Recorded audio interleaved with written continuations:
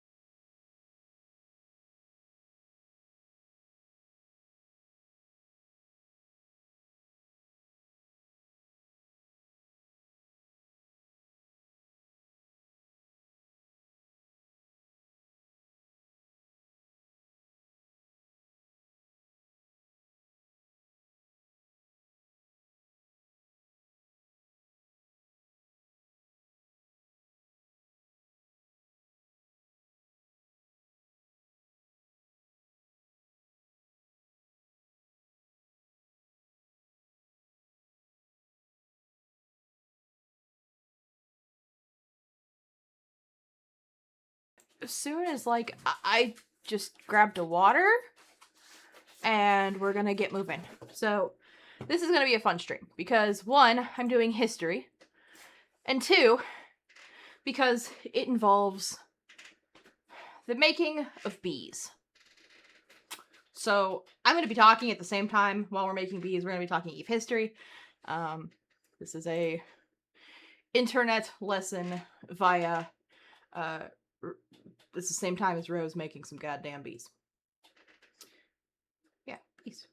I can make dinosaurs too, but I don't have enough history on test to do dinosaurs. So, I mean, if you're in test and you want to give me history about test, I will sit here and make a dinosaur and talk about the history of test.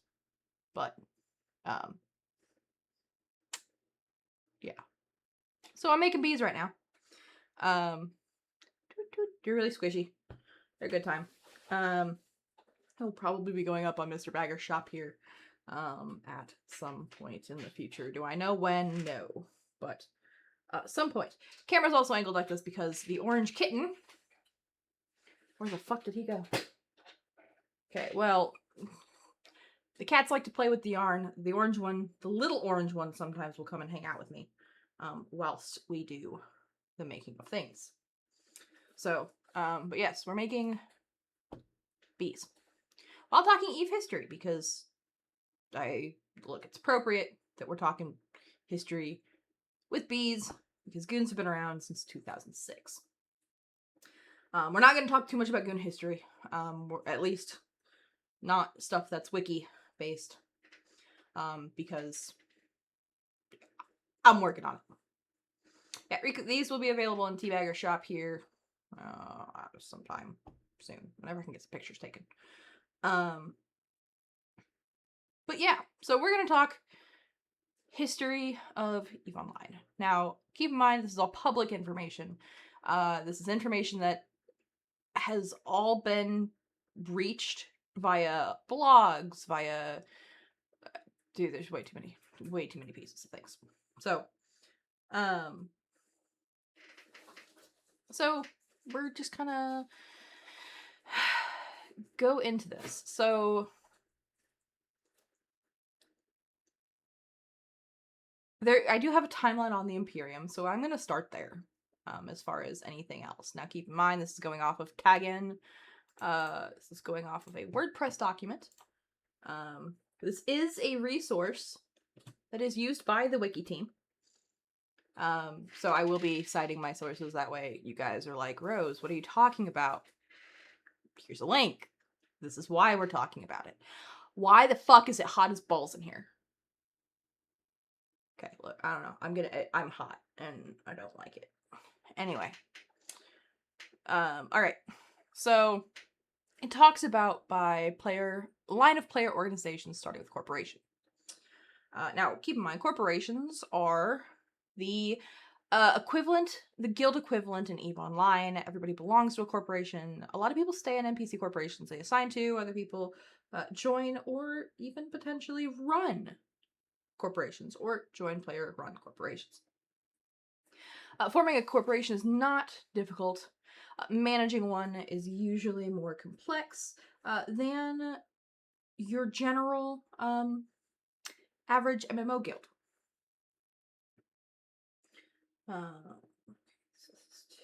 Two. Okay. Then there are alliances, which is groups of corporations that have banded together in a meta organization that allows them to do some activities.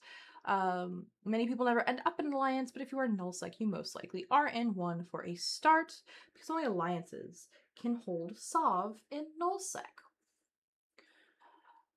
Now, CCP has a bias towards alliances, per this author, which is called they call it as the annual esports event instead of it being a corporation based, it being alliance based. Ergo, showing biasy by the author, is called the Alliance Tournament. Again, I'm going and stating that this is the author's biases. This is not ours, or that of the channels. We do not have a bias towards any of these. Alliances can craft their own logos, rather than using the mix and match logo creator, which corporations are limited to.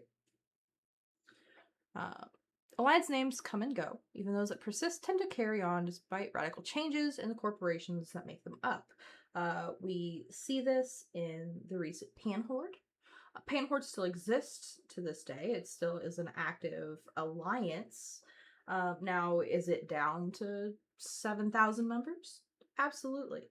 But it does show that it is persistent in the fact that it is still existing.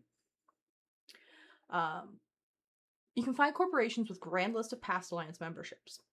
And some famous alliances have had their identities stolen due to eternal betrayal.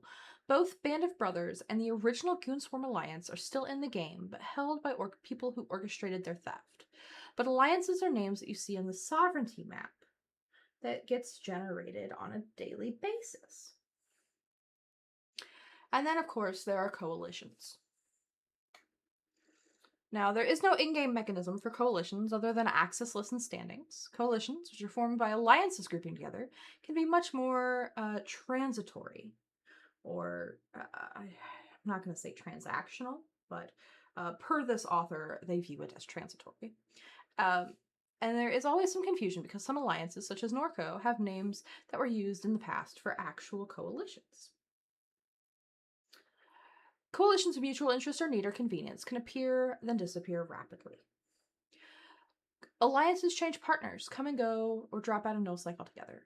There can also be coalitions of coalitions, which tend to get their own name if they last for a minute, such as Poppy.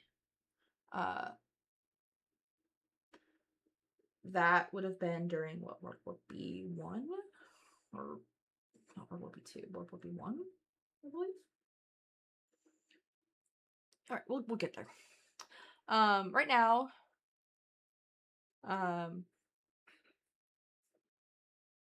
such as PandaFam, which at the time of this writing, this was written in 2013, or sorry, 2023. Wow, I should probably make sure I've got dates right here.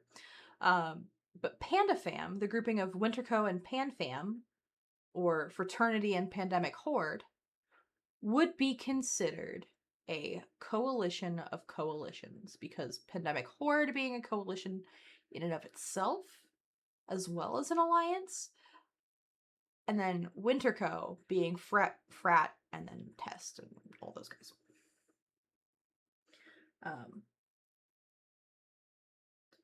So, more things to keep in mind. Coalitions often come and go and leave little to no mark in the game, existing as they do as constructs that players have created themselves. Names like Legacy, Red Swarm, Imperial Legacy, Fire, or FI.RE, N3, Honey Badger, Drone Russians, Proviblock, Money Badger, and Poppy have all come and gone, and that barely scratches the surface of coalitions that have existed. There are more. If I come across them, we will name them. However, I will not be chasing down names. Now, two of the probably most recognizable long-term coalitions that out of everything. Now, this is again from 2023, so they list PanFam as one of the ones that is noticeable as being, being around for a while. Now, at this point, that would translate to Winterco, and I would say the Imperium, but I would replace PanFam with Winterco at this point, because PanFam really, unless you want to call Panini, Panhorde in it, or Panini, a coalition of a coalition. Now, it's not long enough term yet to personally to have it notated as a list, but it is an option, right? Now, Pandemic or PanFam was once Pandemic Legion, Waffles, and Pandemic Horde. Now, it has been part of many larger coalitions through the years, up until its demise. However, it's always maintained its identity. And as a coalition, PanFam has sided with or against most everybody in Nullsec at some point. They were Goon Swarm allies in the Great War against Band of Brothers, but PanFam now includes Norco, Northern Coalition, in its ranks, home to many corporations that were in Band of Brothers. And then there's the Imperium. Wasn't this supposed to be brief about the Imperium? This is brief. The Imperium was announced on April 14th of, 2015.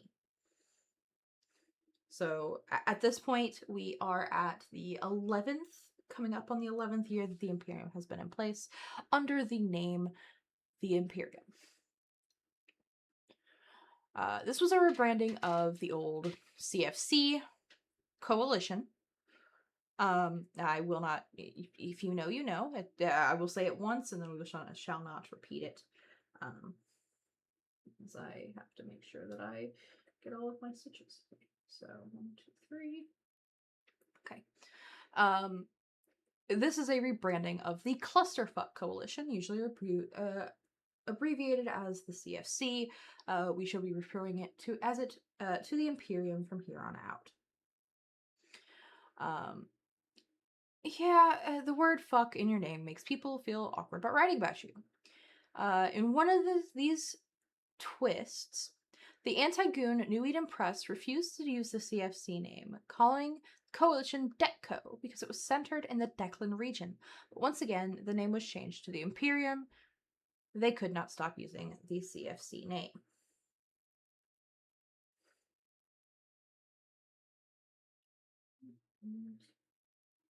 Okay.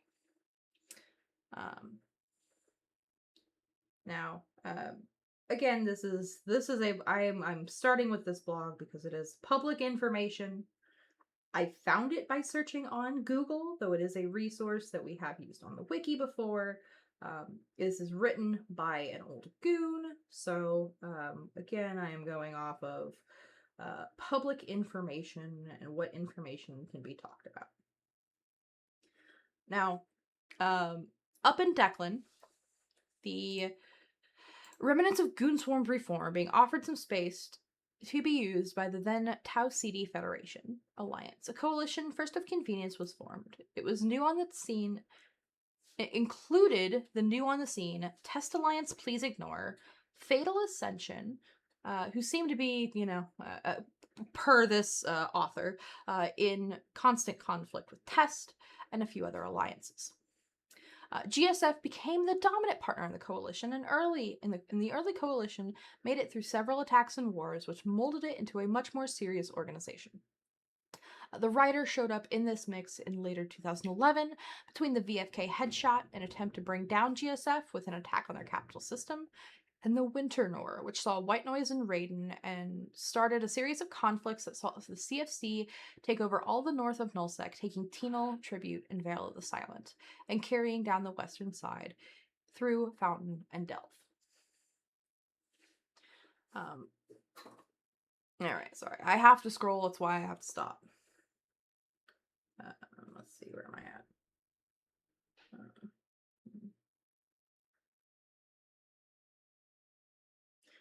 Yes, alright. Alright. Now, by the summer of 2012, Test had decided to go their own way, leaving this coalition, which led them to be part of the Honey Badger Coalition, which was then PanFam and the N3 Coalition.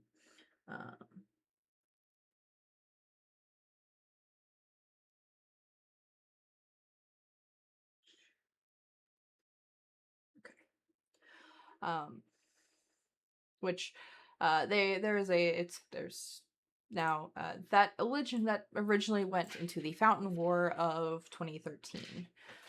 I'm just gonna go like this, so in case I forget. Hold on, let me adjust the camera a little bit. There we go. Yes, this is just gonna be talking about EVE history, guys. You won't see EVE play. We're literally just having a history lesson. Now, things carried on. And then Dominion sovereignty was coming to a close in Nullsec. The Imperium was declared. This was in part because the Mittani was a big Warhammer 40k nerd, and in the part to roleplay a bit of Amara in-game lore. The Space Pope, Maximilian Singularity the 7th, was involved, and it was a bit of fun.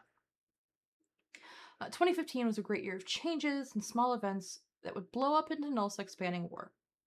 From this point, there's going to be some bullet points we're going to go through here. Now, they are no longer on the EVE wiki. They are on process to being added to the Goon wiki. So this is why this is a resource that we use. So again, April 14th, 2015. The rebrand from the CFC to the Imperium. Agasov, also known as Fozzie-Sov of 2015, brings the new mechanics into Nullsec over the course of several updates, and Tosis modules become a thing. They are now 11 years old. Also, 2015, the Imperium gave up territory to try and consolidate down to defensible space in the light of the new mechanics. Some people were unhappy, especially this made some coalition members unhappy, especially Circle of Two, which had to give up some of tribute to TNT. The Imperium does a practice invasion to learn new mechanics, attacking Providence in August 2015. Praviblock, who lives there, faced an unprovoked attack, which pissed a lot of people off, or at least pissed Praviblock off. Autumn 2015. The Imperium. Yeah, we're not. I don't know what that. That's not relevant. Okay.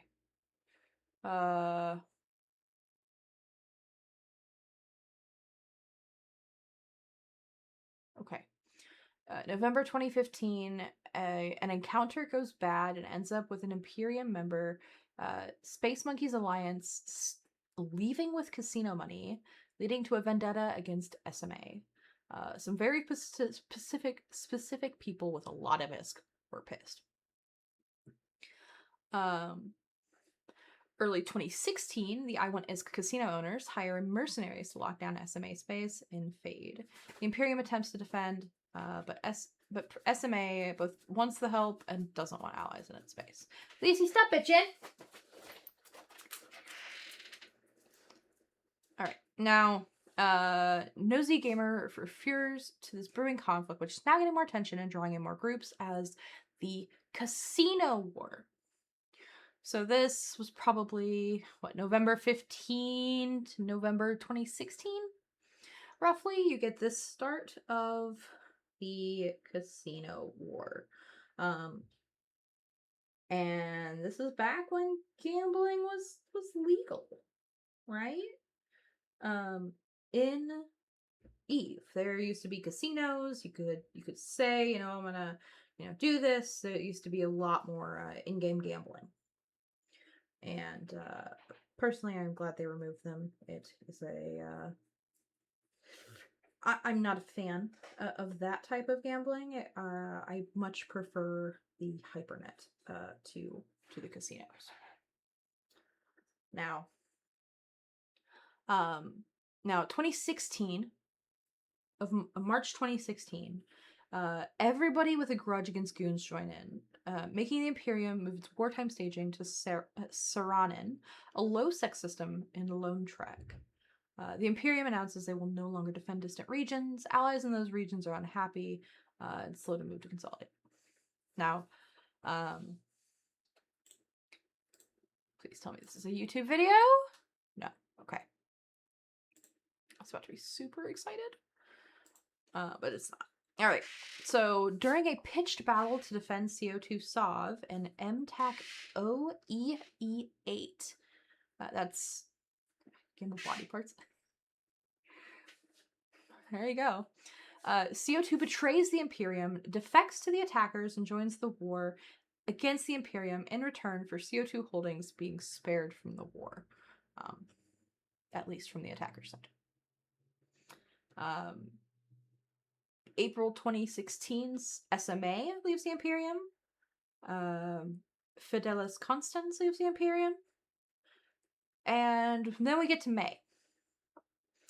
The Imperium loses the last of its null-sec Sov in the north of May of 2016. They are now living out of a low-sec Saranin station. And then we start to see some more people leave. June of 2016, you see Razor, which I believe is now known as Slice. Correct me if I'm wrong, but I believe they're Slice. Razor Alliance leave the Imperium. And then July of 2016, the Mittani announces defeat. The Imperium will go find a new home. Again, more people are leaving the Imperium at this point. So executive outcomes, and yeah, they're like, okay, bye. Now, September of 2016, Delve is retaken. It had been lost, and they retook it. This then becomes the home of the Imperium. So keep in mind, when we moved in, oh god, what was that? Was it 2024 or 2025? I think it was 2024. I think. Don't quote me on that. Do not quote me on that. However, basically we'd been there for almost 10 years. Put that into the span of your mind when you think about when Asher said, goons are going to leave Delve. And Quirius, yeah, we're going to leave that section. We'd been there for 10 years. It's a lot of time. Now, in September of 2016, we get Brothers in Arms. They join the Imperium. Then it skips about a year. It's pretty quiet. And then September of 2017, Snuffed Out joined the Imperium. Now, again, these are past tense. This is not current tense members of the Imperium. Just so anybody's like, but Rose, Snuffed Out isn't in the Imperium. Time frame. Timeline. Now, in September of 2017, a betrayal happens. CO2 gets gutted in revenge for its casino war treason. Gigex is banned for the game, or CO2 leader Gigex is banned from the game for threatening physical violence. CO2 is effectively destroyed. Now, let's see. So during the recent, I'll read the link that kicks to it. During the recent CSM summit, again, this is 2017, just so anybody who's like, Rose, what are you talking about? 2017. Taking your head. During the 2017 CSM Summit, one of the representatives from the Imperium brokered a deal to buy a Keepstar in the system of 68 FT Tax 6. Now, that system was an impasse, is an impasse, and that was the capital system. The capital, the home, like CJ is to Goons, for Circle of Two. Now, the CSM member, the judge, who appeared on the Imperium ballot, despite being in CO2, finally got fed up with the way Gigex was running the Alliance and sold him out. The Imperium ended up with a Keepstar. It's well spent, so I guess it was true. We could work with him. This is not the first Keepstar that Gigex has lost. Things did not go well for them since they betrayed the Imperium a year and a half back. During the Casino War, his immediate gains in territory were stripped from him once his erstwhile allies had sent us packing to Delve, and he too had to head south to form up with Test. After acquiring some space in the south, things slowly began to deteriorate, both within the Alliance and within the neighbors, until things finally broke down with Test, their closest ally. In late August, war opened, with only a few siding with CO2. And now this. The Imperium holds their Keepstar and has a hell camp set up to try and catch and blow up anyone who has to escape. There is a blue situation with Test at this point in 2017 to work with it. Now, we know Goons, and we know their, how should I say this, their love of,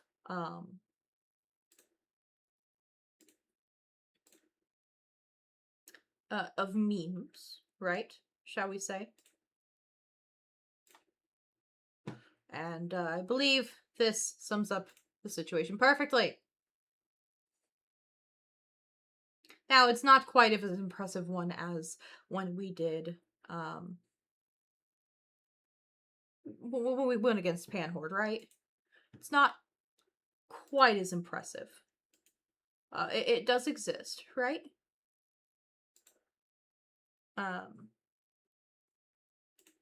Just keep in mind this.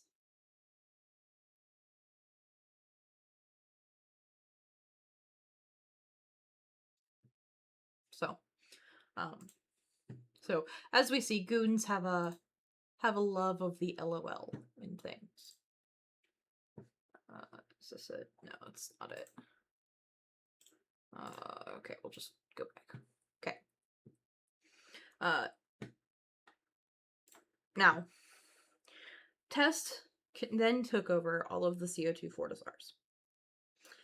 Judge emptied the Alliance coffers, and line members have to be in a panic looking for an out. Test said they would accept corpse and individuals from CO2.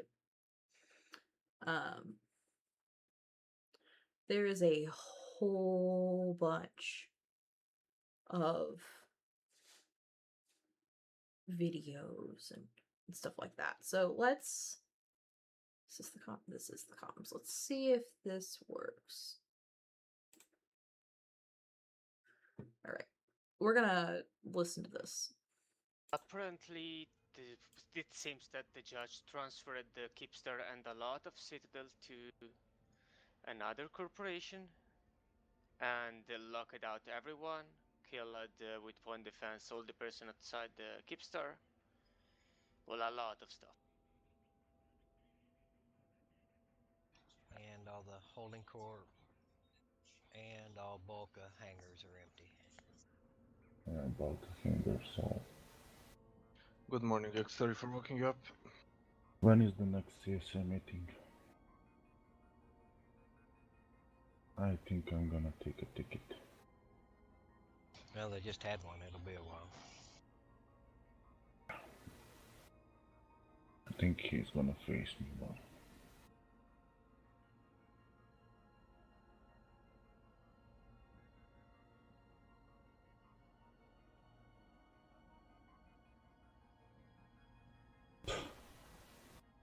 This game.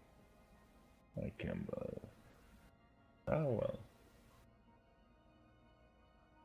Well, I would kick him out of all the corps you can before he can fly around to more citadels and transfer more of them. Well, he took Kipstar. That's enough. I took everything from Balkova, Hunger. All Also holding. BTOs, everything.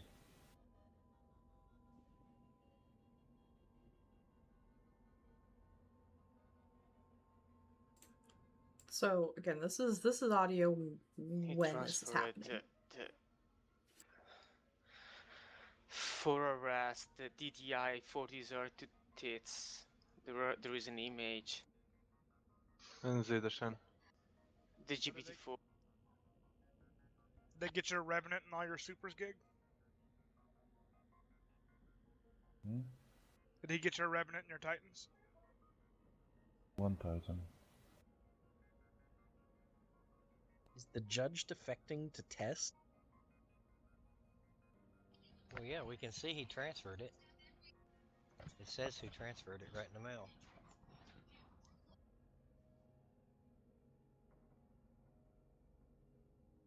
Is it confirmed he emptied the ally wallet?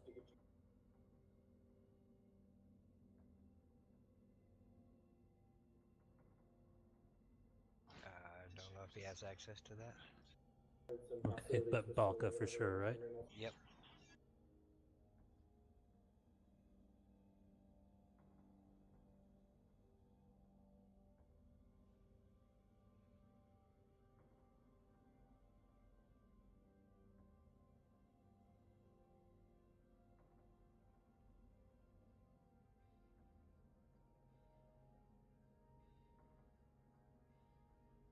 Xer, is there anything which I can help with? Find me his address. Yeah. Did you remove all his roles, or do I need to keep running around trying to transfer some Now of I'm these? logging in. Alright, I won't transfer all these then if you're logging in to do that.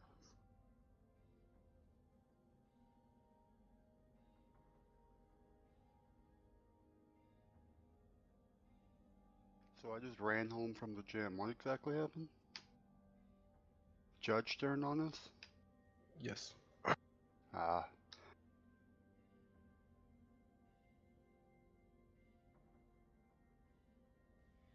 It seems the judge is in TM Tech. Just link it inside the Hallian's chat. Yep, he's trying to transfer citadels. That's why he's gotta remove his roles right quick. Hey Nada, who owns the V-3 fort?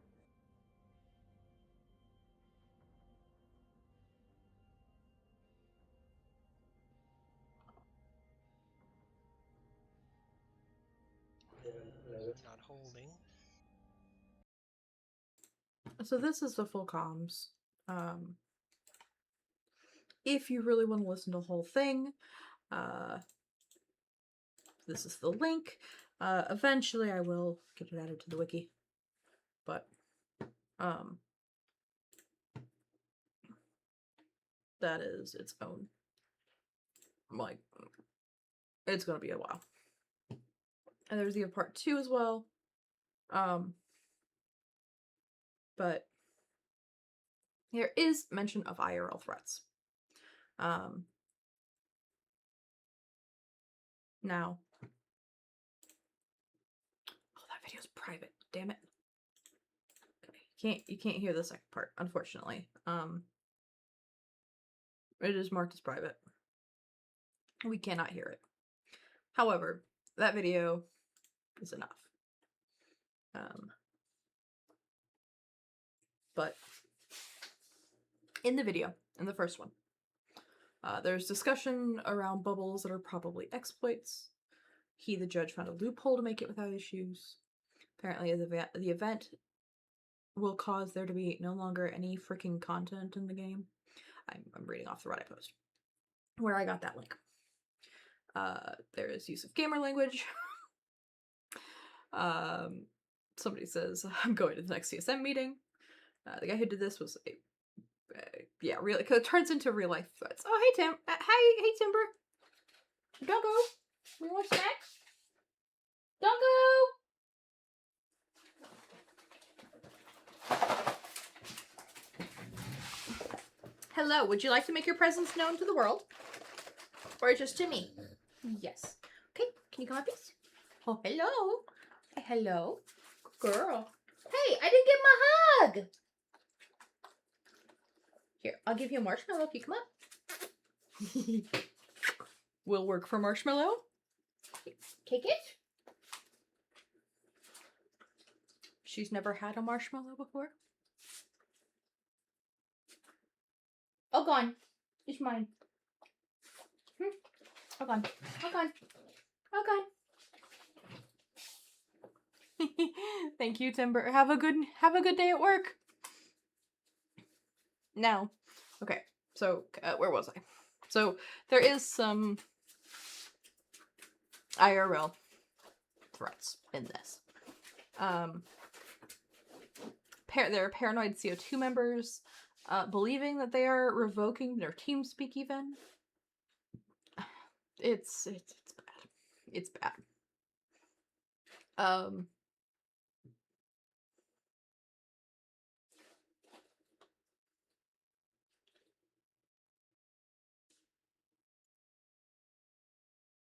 Yeah, there's a whole bunch.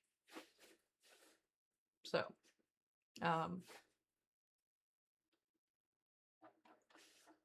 but yeah. So there's that, right? So, that is 2017. September of 2017, end of the summer. Now, starting into 2018, we have Brothers in Arms and Stuffed leaving the Imperium in both 2018. Now, 2019, there's nothing. Lacey, stop bitching. I see you. 2020. Now, there is nothing for 2019 written by this author. Now, I will continue to look in various places. Now, this is a general EVE history. This one just happened to cover the Imperium. Now, June of 2020, the Imperium announced that they have intel that Legacy, PanFam, and Winterco are planning to unite to attack. The Imperium begins taking down structures in Cloud Ring, has used to mark its route to attack north. The invaders deny this, but publicly state they will honor the non-invasion pact till July 5th. Now, June 24th, 2020. Now, again, keep in mind, the non-invasion pact until July 5th. That is of 2020. Remember that date. June 2020, Dracarys, Iron Crown, and Ranger Regiment join the Imperium as full members. Now, on that said date, the end date of the non-invasion pact, which is July 5th of 2020. Poppy, led by Villy of Test, invades the Imperium in what is declared as the War of Extinction, also known as 11 Weeks of World War B.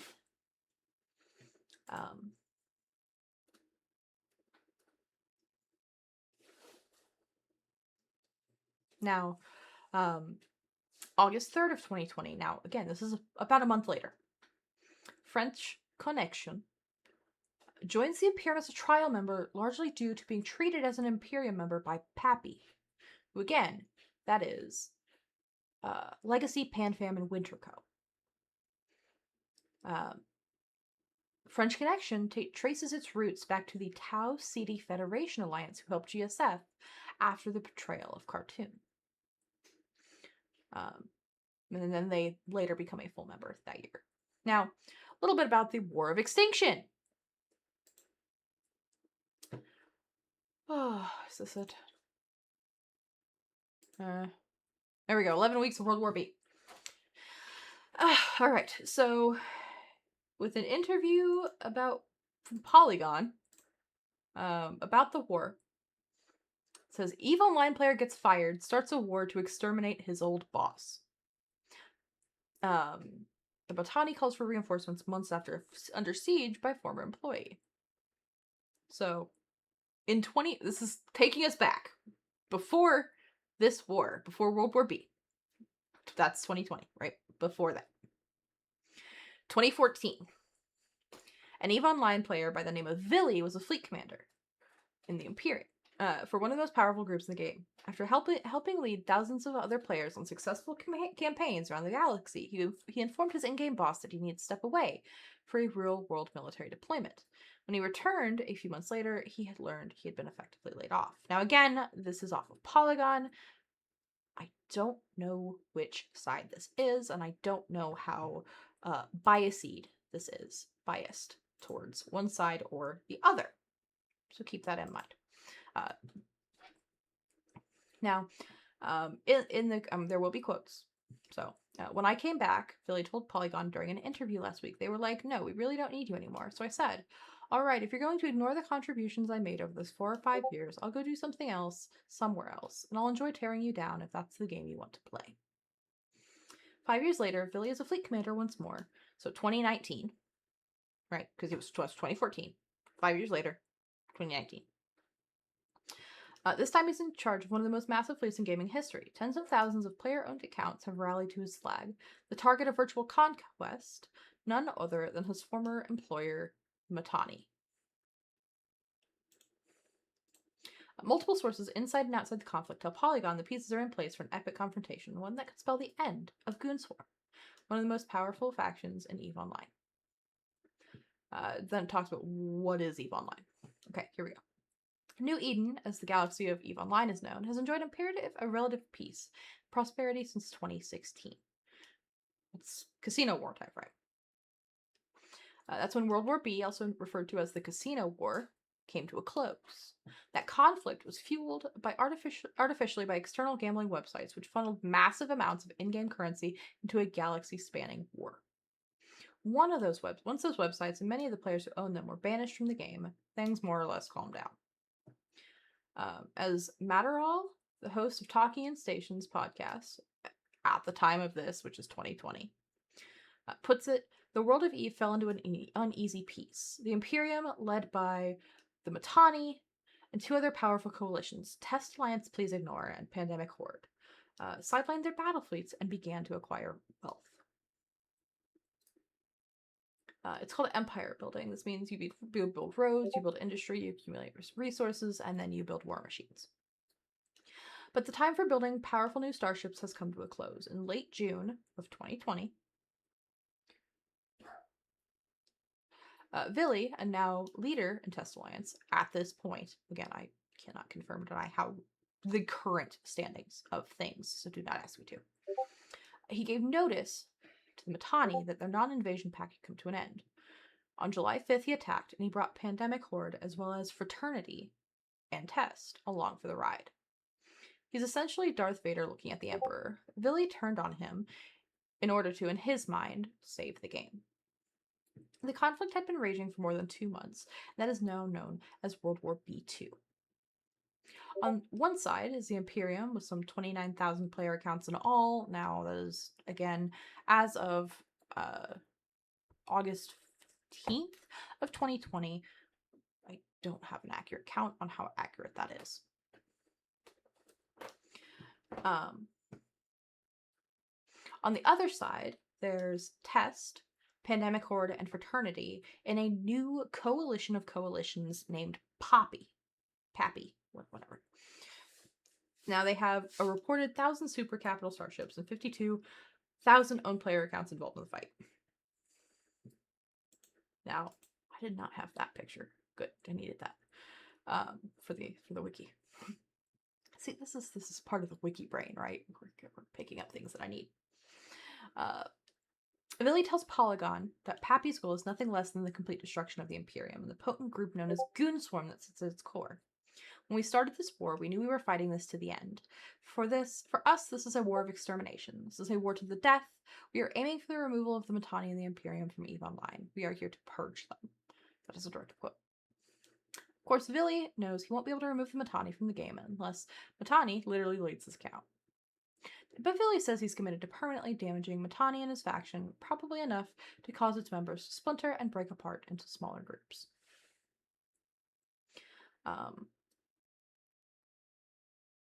Hey Sticks, we are reading, right now we're reading about World War B2. So we're talking about World War B2. This is a Polygon interview. Now it does have real names, that's why I'm avoiding saying the names, and I'm only using the character names. But right now we're talking World War B2. I'm getting into it. I'm trying to get into more of the history.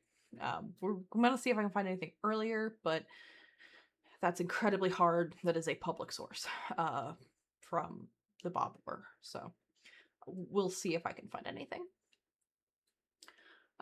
These guys have no excuse but to actually attack our home region, Mittani said during an interview last week. Even though he cast aspirations on the attackers, calling them ill-prepared and slow to act, he admits they represent a danger to the Imperium. Geographically, also, I was working on a B. I was working on a second one of these. Because squishy bee. It's just a nice little fat bee. So, doot doot. Now, geographically, they were pressed up against the southwestern edge of the Eve Galaxy. His fleets hold some of the hard to defend areas, which serve as a moat for slowing down his enemies. On the other side is Delve, a region of space that Goonswarm has held for roughly a decade. Now, as of this is 2020. Delve, that would be 2010. So again, that's roughly 15 years from the time that we moved. Keep that in mind.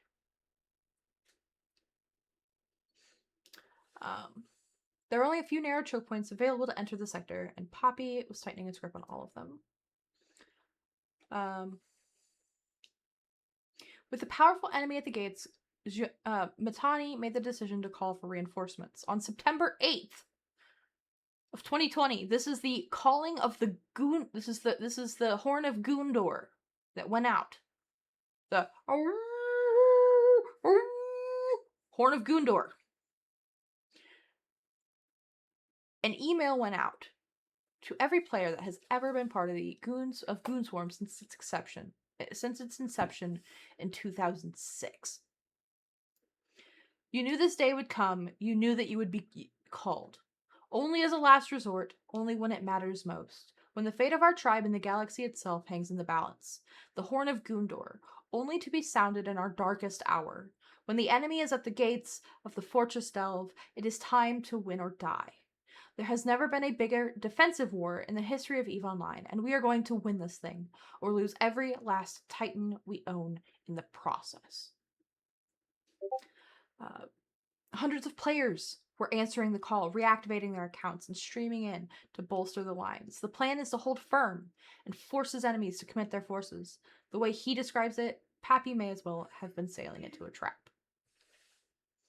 What we are looking to do here as the defenders, Mittani said, is specifically to force these guys to try to live up to what they told the galaxy they were doing.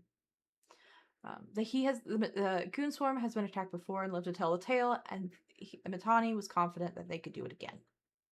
In fact, when Polygon told him that Villy's plan was extermination, he just laughed.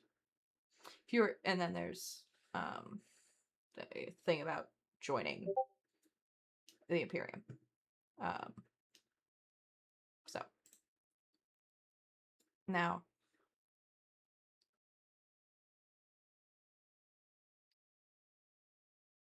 Oh, let's see if I can find it. Okay, here. Let's go a little bit more into Eve history at this point, and not just Imperium history. Now, this is a 2014 interview from Polygon.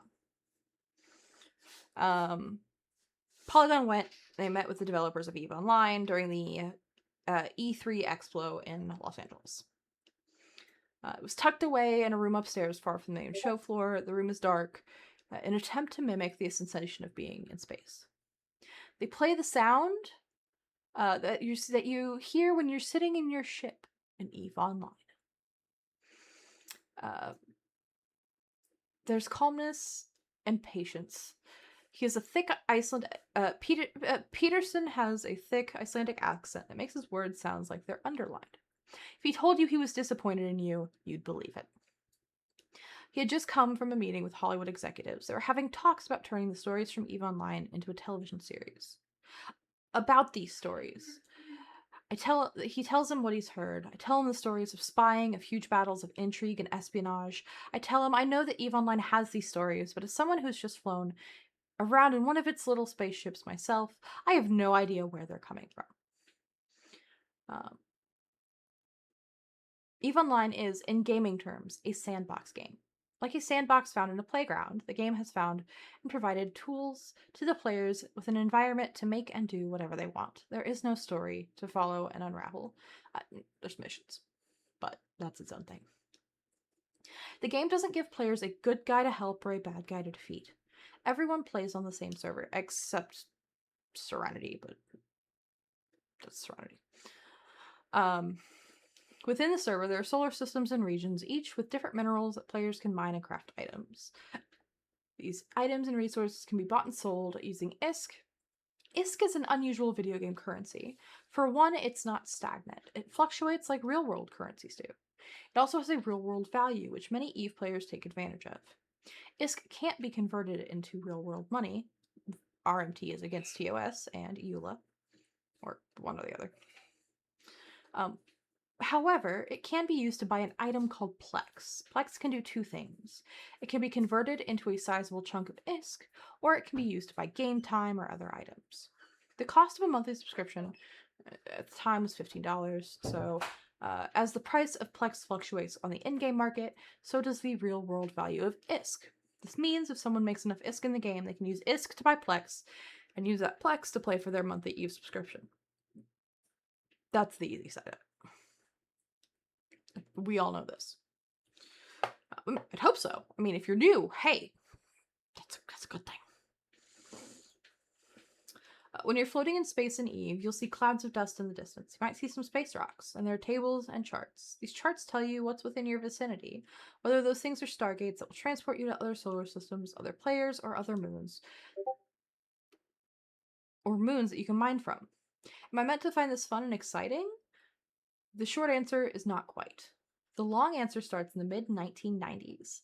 In 1997, he and a group of developers who would later form CCP had an idea to make a game that was more about the players than the game itself. They decided to raise money for it by releasing a board game called The Danger Game. The game sold more than 10,000 copies to Iceland's 80,000 or so households. With the help of private investors, the company managed to raise something to the tune of $3 million. Dollars? Bisk? 3 million in Icelandic monies. We'd never made a computer game, and we didn't even know anyone who made a computer game. But we had done a lot of things. We'd done 3D, we'd done multi-user, we'd done a board game. We came up with this thesis of, okay, we have $3 million, we have 30 people, so we have to do this as little as possible and be effective in what we do. We can't just create a lot of content for the game, because that's labor intensive and it's a much bigger production. So we basically built an operating system for a world, and it's a world where you can make all the things in and sell it on open market. You can form corporations, and these corporations can claim territory and vie for strategic dominance. Sounds like a system that can be done by 30 people, and then the people who join the game after that, they will do the rest. So after 3 years of development, so 1997 to 2000, and some time in alpha and beta, EVE launched in 2003. one of the original developers, said he had some theories about how people might play. When people first started, they would try to conquer territory, but many would not be strong enough to defeat the game's computer-controlled pirates at first, so they would call on their friends and team up with each other. The world wasn't connected then as it is now, or wasn't as connected then as it is now, so most players would call on friends they knew in the real world, which leads to huge blocks forming over geographical locations. This led to something unexpected. And the game was very popular in Russia. There's something about space and world domination. It was inherently deep in the Russian psyche. he takes the notepad and he draws Russians are little squiggly blobs. He labels them R for Russians, S for Scandinavians, A for Americans, F and G for French and German. So in the beginning, this region was claimed by the Russians. He said, tracing the blob next to the R. The region that was claimed by the Scandinavians, then there were the French and Germans, and the Americans. The Russians couldn't figure out why they couldn't conquer the regions from the Scandinavians. The game was very popular in Russia. Now, the Russians kept on attacking the Scandinavians, but the Scandinavians seemed to have an endless supply of ships and weaponry. The Russians couldn't figure out how a group that wasn't even that big within the game was able to stand their ground so well. Through weeks of espionage and sending their own people into Scandinavian and American corporations as spies, the Russians learned that Americans were secretly funding the Scandinavians through huge supply lines. Excuse me. Now, the Scandinavians were asking the Americans for help, and it was secret. Nobody knew. It wasn't until the Russians found this out that they got the French to attack the Americans, breaking the supply line. Then the Russians were able to conquer Scandinavian territory. This all happened within the first few months of EVE's launch, when the game only had 30,000 players. The game now has more than 500,000 players. At the time of this, which is 2014, it probably has gone up. We're not controlling them or telling the story of the game. The game is the players. Power in numbers. There is no right way or wrong way to play EVE Online. There is nothing to stop a player from jumping in solo, mining for minerals, running missions, many of which involve going place to place, mining a thing, selling a thing, fighting a pirate, lather, rinse, repeat. Manufacture, hold a cargo, or they can manipulate the market. Some players are completely content to do this. Others find it mind-numbing. Where things really become interesting is having conflicts with players over territory, over resources, or even over identity or philosophy. This is Kesper North. What is that? CCP Bjorn? No. Kesper North. I don't know. He was on the CSM in 2014. If anybody remembers. Knows who it is. In EVE, he ran an alliance of more than 3,400 members, takes them into battle as knee-deep in politics that have emerged in nullsec in the years following game's launch. EVE is divided into 3 security zones: high-sec, area policed by CCP, low-sec, kind of middle ground, and nullsec. Now, there are wormholes now at this point. I don't know if there were. It doesn't make any mention of that. According to Townsend, the game has gotten big and exciting as because players have learned how to be more efficient and effective. The early activities of the Russians, Scandinavians, French, and Americans are a cakewalk compared to how big and complicated the conflicts and factions have become. It all starts with the basic idea of an escalation. 2 players are vying for space. They could fight each other one-on-one, or one player could bring in a friend to fight with them, which increases the chance of victory. Seeing this, the other player calls 10 friends. Both sides continue to one-up each other until someone wins. This kind of escalation can be seen in the more mundane tasks in EVE. If a person were to mine a moon minerals on their own, they'd have to mine them, transport them, and process them. If they rope in 2 friends, they can now have one person focusing on each step of the process. If they rope in 30 people, they're now producing 10 times the amount of resources in the same amount of time. When players team up with each other, they're often likely to form a corporation. The head of a corporation is CEO. Being a CEO in EVE Online is much like being a real CEO.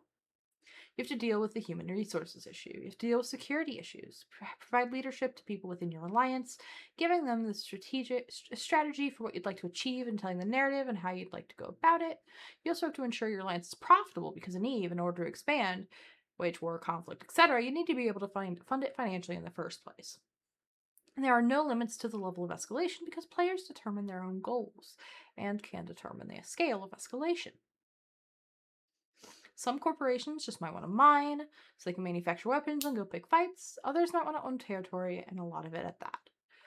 Whatever it is, it's power in numbers. Some corporations will join forces to form alliances. Some alliances will then join forces to form coalitions. Every major achievement in the game absolutely requires the concerted group of people, whether it's 5 people trying to make it through hostile space together, or 30,000 people, or 3,000 people trying to conquer a region.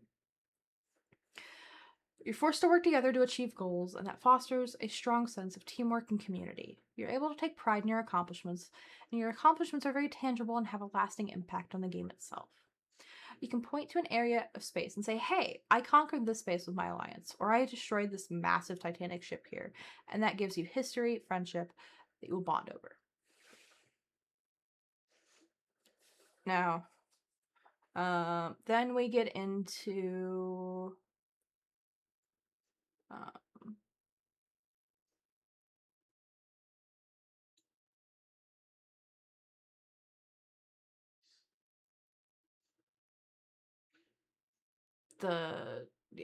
so then we get into Del Vicio, we get into Chiba?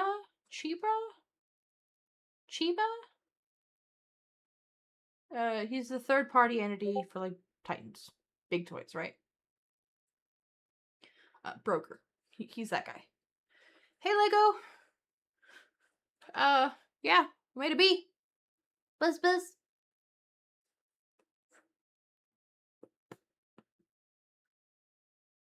I'm gonna make oh god. I don't know. However many more of these I can make. And then I will offer these as merch. So, if you want to take it to FanFest, eVegas, we're trying to get a Texas meetup maybe going on. But yeah, I'm offering little bees for sale. As that's why I have yarn all over my desk. They're literally handmade. I'm sitting here making bees. And I'll put eyes in. They could have eyes or no eyes. So. Biz. Am I stitching a little army hat and a cigar too? No. No. I don't have enough patience for that. I can make a beanie that's bee colors. That's striped like a bee. So if you wanted a hat to keep your ears warm, I could make you a hat out of the bee colors. I could make you a beanie. Get it? Beanie. I could make you a beanie. But no, I can do all sorts of fun things. Yeah, but exactly. So yeah, I'm gonna have some of these on offer for merch. So I can also put catnip in them if you want a cat toy.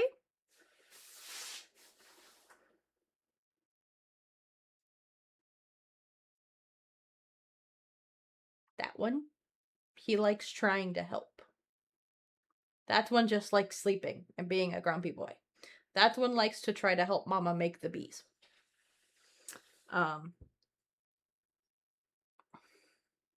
But yeah, so I'm gotta work with Mr. Bagger to get on the store. I mean, yeah, I could put him. I could put catnip on him. I can put eyes on him, or I can just leave him like this.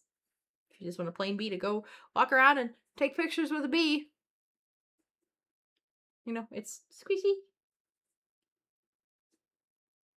It's a little squishy bee. I can also make one that's the size of my head,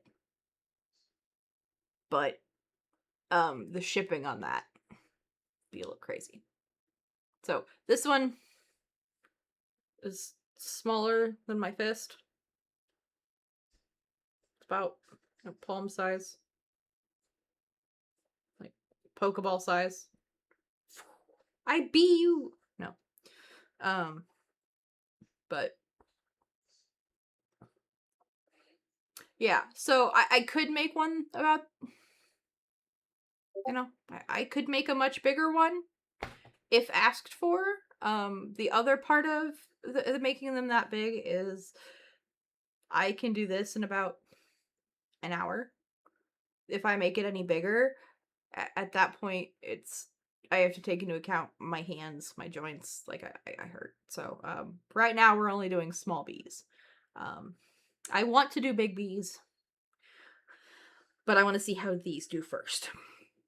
So for now, we're offering little bees. Eventually, I'll get to offering a fat bee, but we'll have little bee and then fat bee. And we can vacuum seal and pump, you know, kind of thing.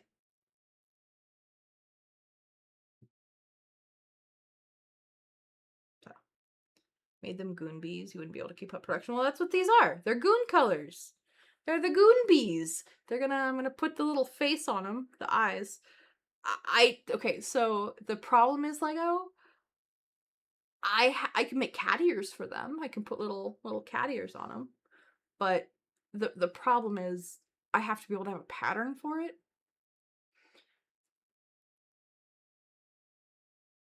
And finding a pattern for the hat is going to be a pain in the ass. I do have a pattern for a cigar, but making a cigar that small, I would have to use this is a 2mm hook. I'd have to use something smaller than this. Because the wings are a 2.5. So, actually the wings are a 3. But, to scale, doing it like this, I can't add the details because I don't have a hook that's small enough, and I also don't have a like a glass, what's it called? Magnifying glass. I don't have one of those, and I would need that if I was doing like a 0.5mm hook, because that's... You can see this on screen. You wouldn't be able to see a 0.5mm hook, or 0.4, right? So, this is the current size bee that I'm offering. That is available from me. Is B. So, this is what we will for now, and then depending on how these go, we'll see if we make them bigger. I can make the cigar by itself. Like, if you literally just want the cigar, I can make the cigar by itself. But, like, I could felt them. I could make them out of felt, but again, that's having to figure out how to do it. And I don't have a pattern, and whereas this is a circle. Okay, it's a little bit wider of a circle, right? Because it's not a ball, it's a little oblong, right? But yeah, so these will be going on Mr. Bagger's shop. We'll have a link for them shortly. But bzz. But that way, if you want a keychain, I can make it smaller than this too. But if you want to take it to FanFest, Vegas, you know, whichever you like, give it to your cat. Don't give it to your cat. Don't advise giving it to children. Only give it to animals under supervision. Like, use your brain cells. But personally, this one will probably be ending up hanging from Mr. Bagger's ceiling where he streams. So he has a bee that just hangs from his ceiling that looks like it's flying. That or it'll end up sitting on my desk. Unless somebody wants it. So, there will be bees. Alright. Let's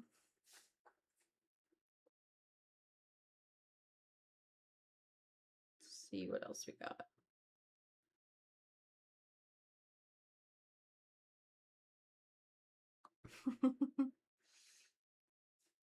Okay, so you're gonna have to get one down the line. Hell yeah, it's just a little bee.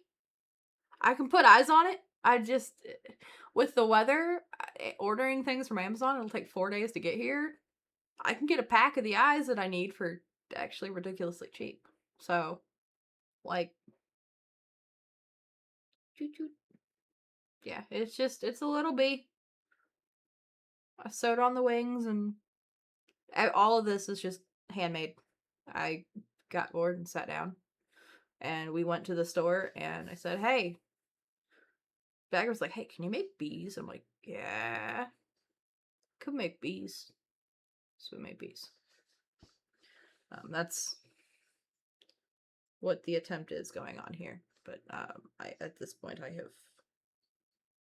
I've lost it. It's alright. Alright. So again, this is 2014. They're talking about, it says, you know, hey, like what's going on? Where are my sisters? There's my fidget toy. There's a group that wanted to become the wealthiest in the game, and somebody made a joke. This person keeps coming back to the joke that he was told before he started playing, that the game is a bunch of spreadsheets in space. Nobody so far that he's talked to has mentioned spreadsheets. Somebody says, you should talk to Mina. He's the Matani's finance guy. He'll be able to help you. He also ended up on the CSM. At what point? 2014, I think. He was one of several finance directors in the GSF. And CSF, so CCP didn't dictate its structure. The players had to structure their corporations and alliances in any particular way. The game's players came up with these structures themselves. Most of it comes from spreadsheets. This guy was a spreadsheet dude. And then, yeah, so there's a lot on just different people who played the game, band of brothers. Like, I'm kind of getting tired of reading this. It's very long. But if you're interested in it, it does exist. And that is, if you would like to read the whole thing, it is there for you.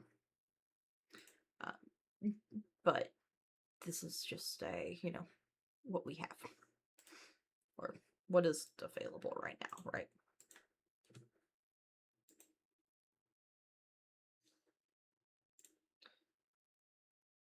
Hell yeah, I do need that. I need that for the wiki. For y'all's page. I mean, if you want a page. Or, want me to continue working on your page. I do need it. Alright, so this is a 2022, a brief history of Goon leadership in EVE Online. Now, again, these are all public. You can find it on the internet by using Google search and searching the correct things. Oh, you're okay, Lego. It's okay. I know. Y'all are old. That's why I asked. If y'all want to provide a good one, you totally can. It's okay. There's no hurries. No hurries. Again, this is found publicly on the Ancient Gaming Noob. It's a WordPress. It is run by an old goon. Yes, I have marshmallows. Alright. So, this person, he was wondering about past leaders of Goonswarm. They come up now again, and entails more notorious for their actions, the more likely they are to be mentioned. But as this person has zero first-hand knowledge of other leaders, aside from Darius Johnson showing up in the middle of the casino war to try and form something of a true Goons alliance as the leader of $10 Bond, a reference to the fee one needs to pay to become a posting member of the Something Awful forums. Before my time. The appeal to purge the alliance of it all, but it's true Goons. It's been a recurring theme. No longer is.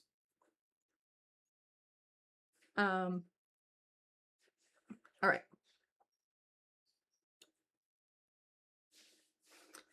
There was a whole age of leadership problems and bad decisions that predate the era of Matani, which ran from May 2010 till July 2022. I went to find out who'd been running the show before I arrived. He tried to go to the Goon Wiki. Now, the Goon Wiki was a place of many words. Or, it was. It was gone by the time of the writing of this article. with a fresh new wiki of of useful information, but purged of the wealth of what the author here decided is history. It's really just spicy gamer language. Yeah. Not that it was easy to find or of equal value, but. Alright. Various scribes over the years have taken up the crayon in order to half-heartedly record the happenings of a given era, or to rewrite things they felt were unflattering before wandering off, distracted by some other project, or sleep, or their everyday lives, leaving behind a largely incoherent and often conflicting collection of writing where dates, names, and actual narrative and any actual helpful context was thrown by the wayside as if the author could make a joke about somebody's personal grooming habits or extreme bad judgment. It's as though someone was to try to recreate the writing process for Hitchhiker's Guide to the Galaxy as described in the books. Braver men than I have avoided the place studiously, and wiser have dashed themselves on the rocks of its chaos in a vain attempt to find meaning, or explain why the naming the alliance Solo Drake Band Solo Dra was even funny for a minute. And I don't even... Fuck, that's before my time. It's on the wiki, I'm not gonna go find it though for you.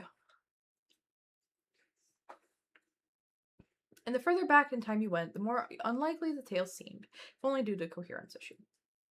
Still, while I cannot explain the origins of the corporate structure, what happened in Syndicate in the Proto-Alliance era, the relationship between Goonfleet, Goonwaff, and Goon Platoon, or why one individual or another was put in charge of any given time, I managed to put together something akin to a timeline, which has been broken down into some arbitrary eras. Now we have the origins. Now, the pre-Alliance era, there were several corporations. Remedial is judged to have been the first leader of the unified tribes. The leadership was clearly not taken all that seriously for a stretch. Now, apparently, supposedly, it was started in roughly September of 2005. Now, the information I have says June 2006. However, I'm more inclined to believe this author, as the wiki is incomplete in some places. Now, from 2005 to June of 2006, they had a variety of leaders. Remedial, Tribal Overture, Yeep, first name, last name, Remedial, Yeep or Dr. Draw, Remedial. In June of 2006, Goon Swarm Alliance is formed. Maybe Remedial is in charge. The records do not state, instead focusing on the main corporations. Now, June 2006, Seeft is de jure CEO of Goonfleet proper, as Ho Garden is the CEO of Goonwaffa. So 2006, for a month, was Ho Garden. And then July of 2006 to 2007, mid-year, was Remedial. Now we have the Great War. Sir Mol declared there are no goons, and goons begged to differ. War was declared, ending in the disbanding of Band of Brothers. Now, in this time span of about 3 years, we have Remedial. We have Matani in 2007. So he was no Deagle. We have Nate Hammertown. We have Sesfen Kila. We have Darius Johnson. Matani's first 10 years later were short, but primarily marked by him calling out CCP for continuing to rig things in favor of Band of Brothers in the wake of the T20 scandal, leading CCP to push back against these allegations. It's alleged that CCP implied they would take legal action if he continued, and he stepped down as leader, though I can find no records of these threats, veiled or otherwise. That is what the writer says. Now, Goonswarm defeats Band of Brothers and reigns supreme until Cartoon betrays everybody. We have Zappa work in 2009, up to about halfway through 2009. And then we have Cartoon up to about February of 2010. Because he was away on extended vacation, Cartoon failed to make sure there was enough ISK in the correct account to pay Goonswarm's sovereignty bill. Sovereignty dropped, and the Alliance lost all its space. Cartoon returned and used this as an excuse to steal the Alliance, kicking everybody out and taking everything he can with him. Cartoon held both the Goonswarm Alliance as well as the Goon Fleet Corporation, the latter being tucked away in the Band of Brothers that was formed when the old one was disbanded in order to prevent them from getting their name back. He later claims he was going to do this anyway.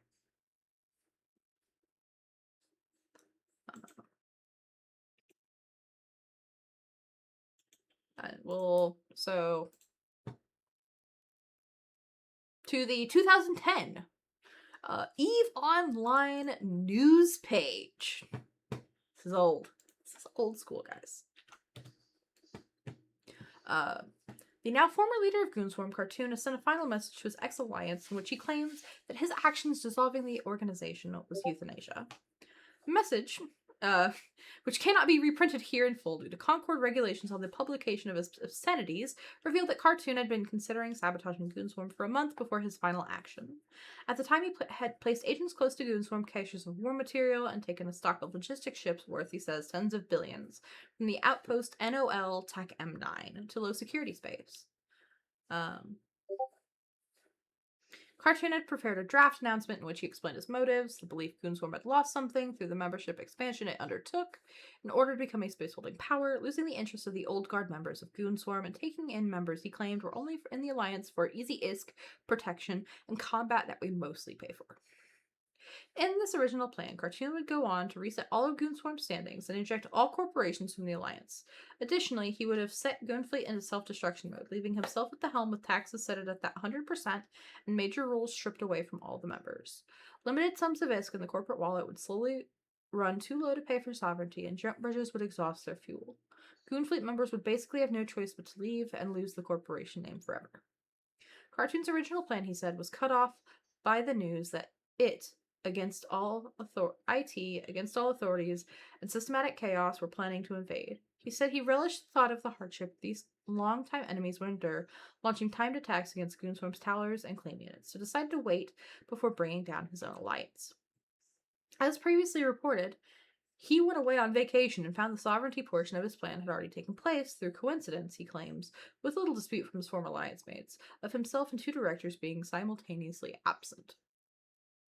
The former leader of Goonswarm decided to push ahead with his plan. He ejected all corporations from Goonswarm, barring the Goonie Hand Social Club, the banking corp, and Tolan's sister, expletive deleted, their super capital corporation, both of which Cartoon could control through loyal agents at the top of the command chain.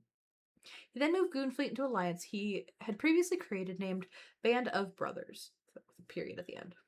Darius Johnson originally claimed the name for a Goonswarm corporation after the original Band of Brothers, Bob, was unregistered through the actions of Hargoth Agamar, a Bob director who defected to Goons, but eventually the corporation was disbanded and an alliance made over which Cartoon took control.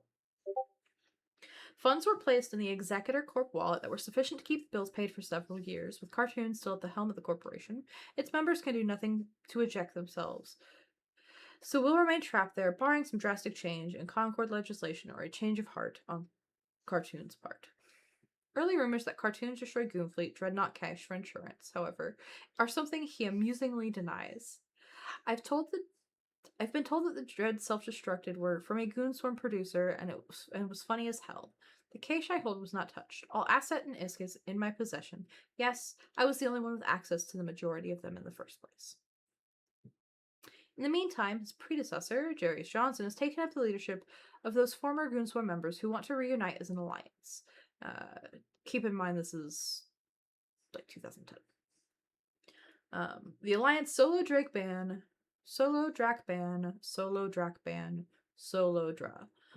was created by Lena Rousseau and began admitting the former Goonswarm corporations. Solo Drakban is the Goons' technical lead, supporting their network and developing the applications for them. Active members of Goonfleet have begun to migrate into Goonlatha, his new new head corporation. Darius Johnson has stated that Goonswarm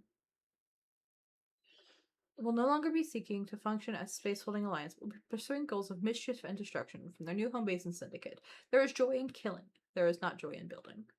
Keep in mind, 2010.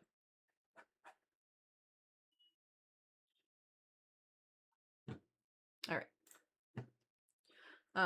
Now, the INN article from this, February 3rd, 2010.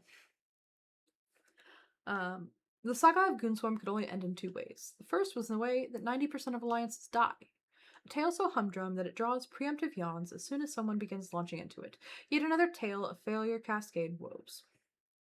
External enemies at the gates, gradually declining participation, corps leaving abruptly and evacuating assets, and a final miserable defeat, resulting in dissolution and recrimination. This was not going to happen to the Swarm. We opted for something different. Catastrophic self-immolation, setting off a storm of drama, idiocy, and negligence which would forever reshape the balance of power in New Eden. Yeah, he was gone in charge for a honeymoon, a week and a half honeymoon. Somebody was left in charge of the wallet, and they did not get paid. Whoop.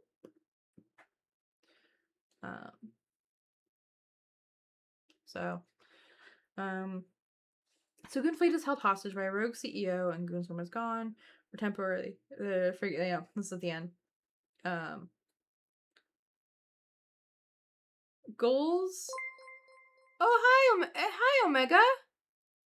Hi. Hello, guys. How you doing? We're talking Eve history. Thank you for the raid. How you doing? Did you have a good stream? Right now, we're talking 2010's history. So, right now we are talking about the betrayal of Cartoon. We talked about some of the start of Eve. We're chugging through. We're talking history of Eve online right now. Hell yeah. Aw, hell yeah. I was waiting for like a proper Reddit post that was not, same day for the Sino visual, but I keep missing them. But I love it. Fantastic. Oh, thank you, Maya. Yeah, so I have upper and lower, middle ring, both nose, and then I have 4 in each ear. And then this is, I think you can tell I'm not naturally a bubblegum pink, but I recently redid it, and I love it. And that's a little fluffy, but it's super fun. You thought it would naturally see. I'm so flattered. I'm so flattered.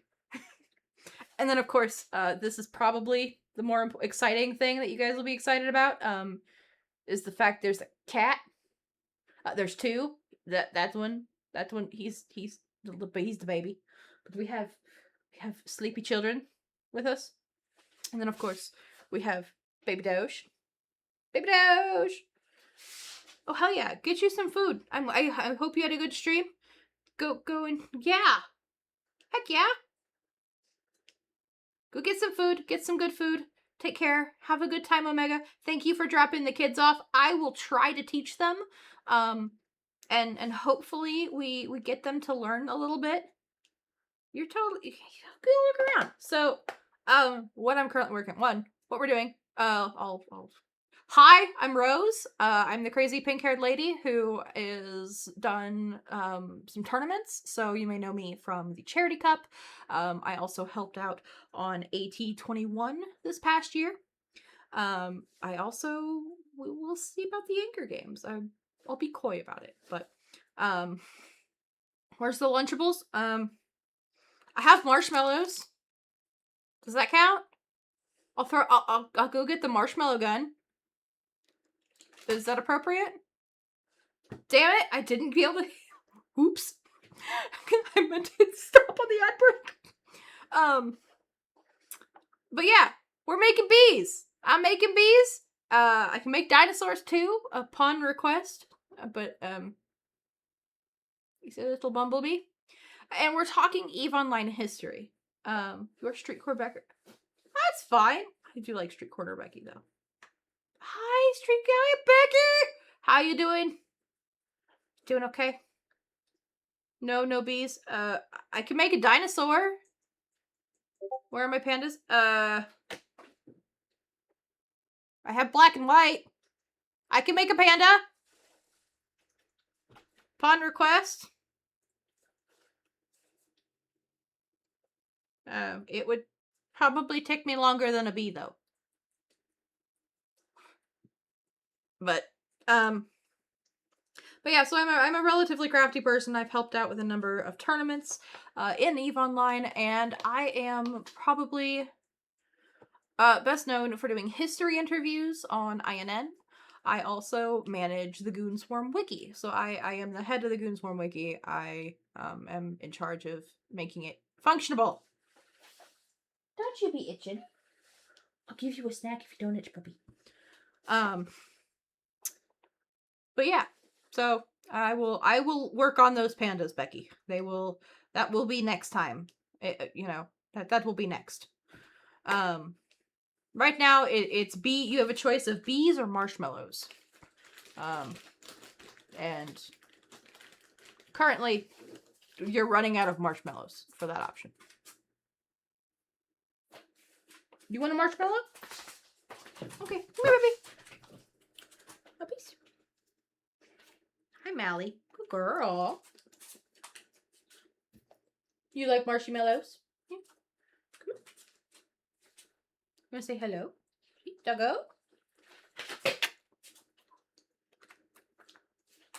Good girl, Mally. See, there, Lisa, go lay down. Don't itch. Lay down.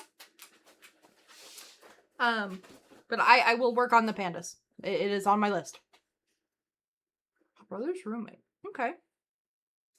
See, I heard about it in 2018. I heard it. I had a roommate who was like, "Oh, it's a toxic ass game." He was very much male rage for sure.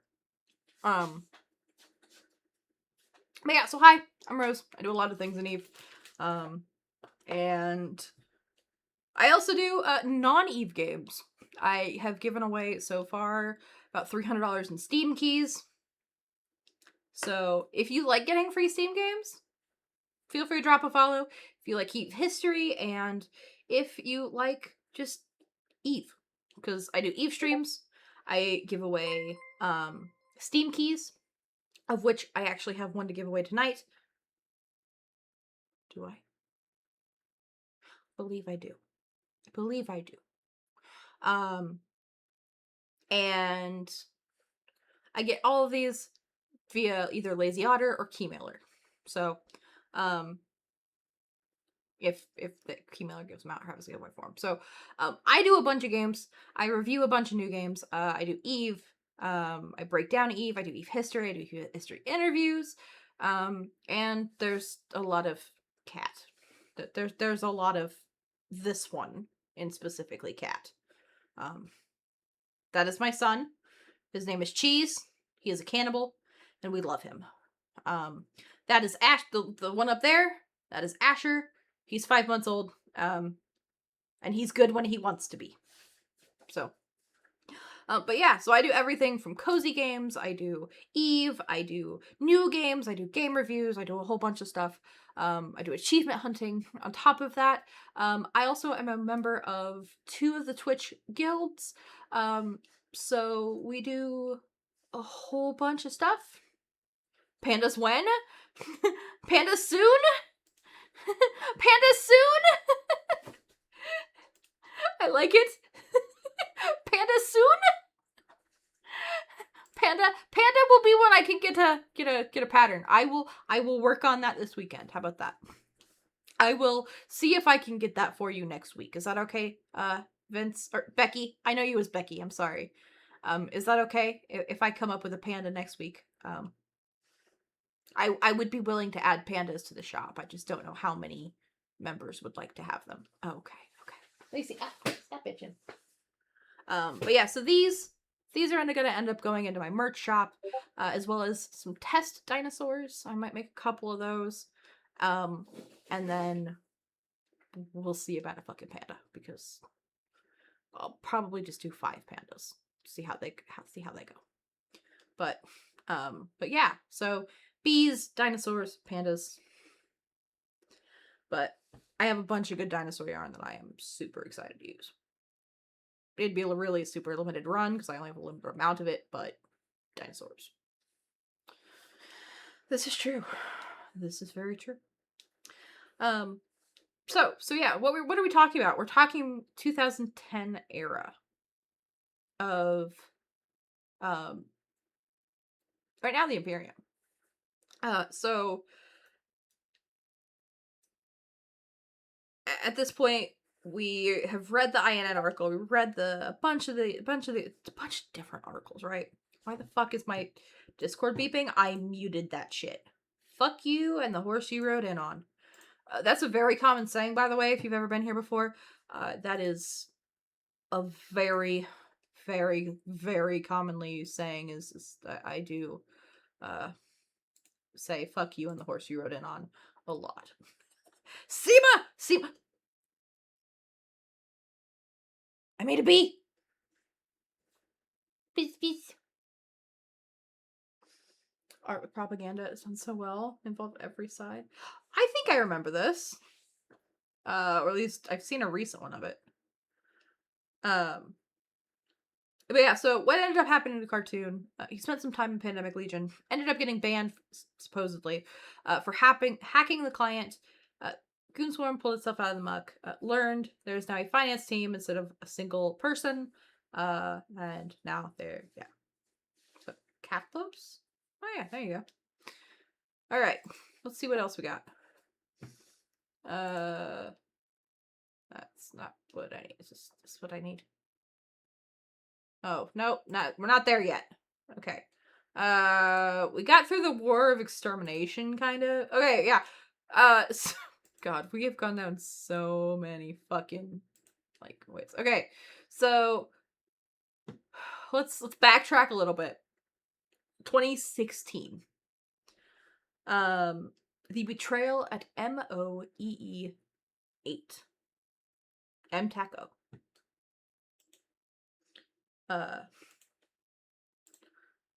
There was a Reddit account posted by the judge.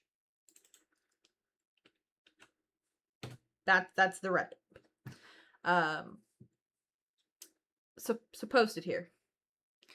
For years now, we, CO2, have been loyal to the Imperium. We as an alliance have for a large part never been seen as a full member by GSF. As a result, we've never been treated nor represented as such. Keep in mind, this is by the judge. And Seema, you know, considering he did get Celis or do something with the Keepstar, from what we've talked about so far, you know, alright. But again, this is the writer's opinion. I do not have any idea of the biases. I was not around during this time. In the same time span the list of grievances grow, I will not go into details. The people involved know full well whom and what I'm talking about.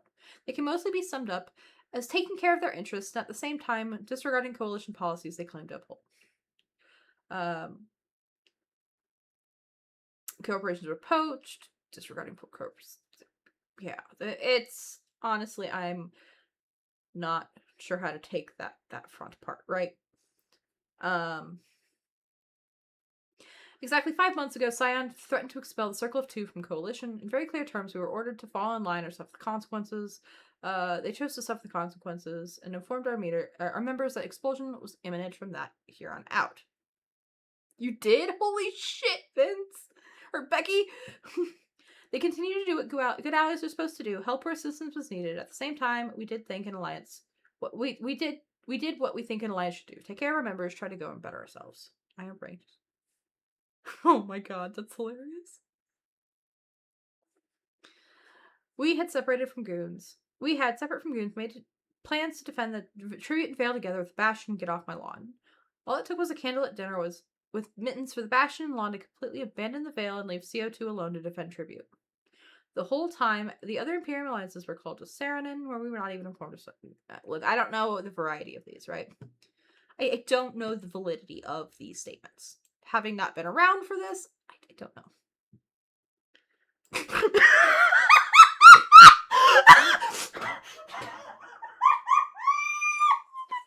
Oh my god!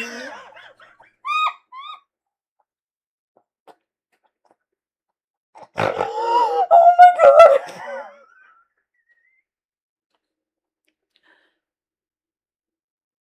him! He might have his headphones. He might be asleep for all I know. Hold on.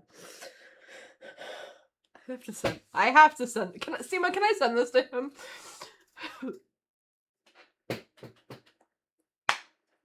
Good lord. I am snorting out of my nose laughing because of how great this is. And, Seema, with your can I share this on here? I would like to share this on here anyway. Because this is good. I don't know who the cop is, right? But, that's pretty damn good. That looks like a Red Dead Redemption 2 horse, and I am here for it.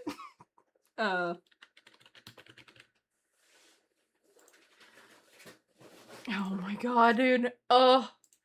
That you had me rolling, dude. I don't think you understand that this is fucking beautiful, and I have to share this because god damn it. I just need a picture. Where the fuck do I put in an image? There we go.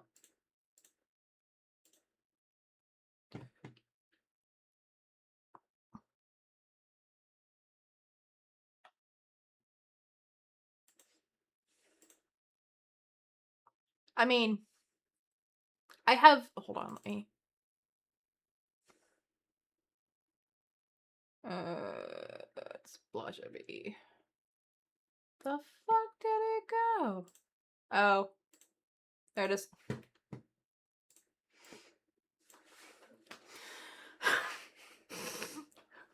For anybody who, doesn't know, that's Mr. Bagger and Lord Jackson. And they're stealing Wegmans, which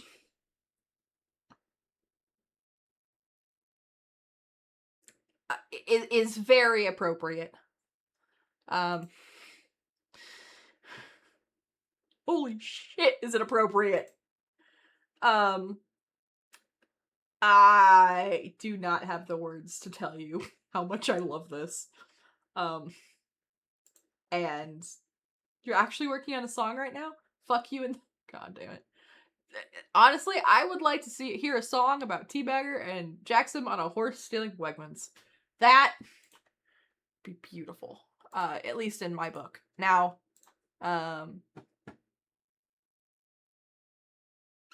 where's the funny one that I have? Hold on. I have a funny one, I just have to find it. Give me a second.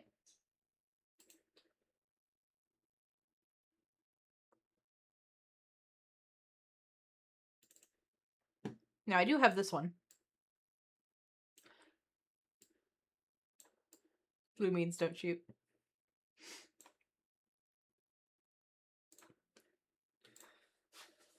That is an old wiki picture for anybody who's like, oh my god, Rose, where'd you get that? It's an old wiki picture. Goons are some artists, man, I'll tell you what. Alright. So, yeah, so they drop this, right? They drop this. It becomes this whole, like, holy shit. Originally it was dismissed as a troll. No doubt somebody made a fake account to look like the judge. And they clicked on it, and it appears to be real. As it sits there, as people are sitting there watching Antosa's tug of war, Mintani set out a broadcast. It appears after spending the entire day with us fighting on their behalf to defend their home, CO2 has chosen to set the entire coalition in approximately the next 30 minutes. That's a pretty impressive backstab, and apparently it's all our fault. This is a shame, but there's no question of right or wrong on this one. We've expended a tremendous amount of blood and treasure defending CO2 assets in Hanakin and Tribute over the past 2 months, and this is the spit in our eye after an all-day defense of their homeland. Apparently CO2's senior leadership met this morning and decided to play this card regardless of how the MO2 fight went down. That explains why we discovered this morning, to our shock, that there were no Sino jammers in the target constellation, and they knew they would flip on us, even as we were all doing our best to be loyal defenders of their territory. It also explains why the hostiles had their cat fleets ready and waiting. They hoped for us to risk our supers, in the hopes of CO2 turning on us. The Easter holiday off, the invitation of every random Eve third party to join, an otherwise irrelevant iHub timer all became clear. This was a planned trap, one which we thankfully were not dumb enough to stick our super fleet into. This is why it's all the more crucial we evacuate Lawn Bastion super fleet from Vale. Which they did. It did get through clearly. Ironically, Seema, I believe that was somebody that is a mutual friend of ours, known as K-Color. And I say this because his name will not be lost to history again. It will not. It will not happen. But it came to pass that K-Color helped basically save the super fleet.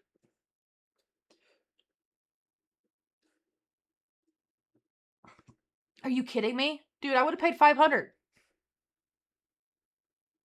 I would have paid 500 for one of those. Yeah, if you get another one, I'll buy for 500. Yeah, dude, I am a body collector. If you have any of the old rare bodies like that, I will buy them. I know how much my corpse goes for. I have 3 of them. I'm also willing to trade my own corpse because the last 2 contracted recordings of my corpse have gone for 5 bill. Because Rose is working on the wiki when Rose undocs. So yeah. Oh, dude, I would kill if I'd pay a bill for that one too. Yeah, no. If you get any more, if you have find any more, let me know. I will buy old bodies. I love bodies. God damn it, they're gonna make a clip of this, aren't they? No, I love corpses, and I am a corpse buyer. If they are in. Oh, dude, I would have just paid you outright for that. Still saying, oh, hibernate it. No, just fucking buy it. But yeah, no, if anybody finds any old bodies that are like legit old bodies, I'll buy them.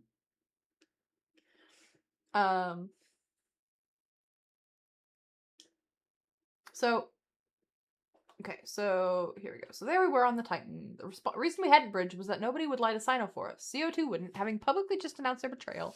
No Imperium pilots were keen to bridge in more fellows to be sacrificed for naught. So auction turned us around and brought us home. The iHub was lost, but it wasn't our problem anymore. Now tribute has been laid open to our foes, and it's TNT's turn on the front line. Oh, that's true. That is true. We shall see how well we are able to defend now that the front line is yet closer to our staging system. The Veil of the Silent fell to us back in the day without a fight, but now we are in territory I recall battling for back in the day. UMI-KK, the TNT capital, was our staging foothold in the region after it fell back in 2012, which let us advance from QPO. At last, the evac from Vale seems timely now, as CO2, turning into a hostile, before then would have cut Lawn and Bastion off from the rest of the coalition. Small favors. And the war goes on. Meanwhile, this is all likely good news for CCP. And of course, there's a picture off of Twitter from 2016 saying New Eden at war. Basically, this really big picture saying a paper sells for 2 ISK. Yeah. A bloody spaceship battle with thousands of players always attracts attention in the gaming media and gets players to try out the game. We shall see if this battle counts in the battle reports, which by the counts of the battle report I had rolled up, had more than 5k individual pilots at various points. Getting any press comes the morning. It has all the usual internet spaceship drama. And then, of course, it's available on Target Caller, Nosy Gamer, Eve Lost and Found. Like, there's a whole bunch of like lists of things, right? Now,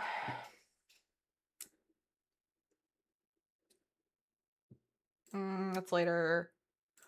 Okay, so back on the leader part. Now that we're kind of talking about things, right? So, having lost the alliance from Cartoon in 2010, a new one is formed. They are allowed to crash on Tau CD Federation's couch in Declan. Darius Johnson comes out of retirement.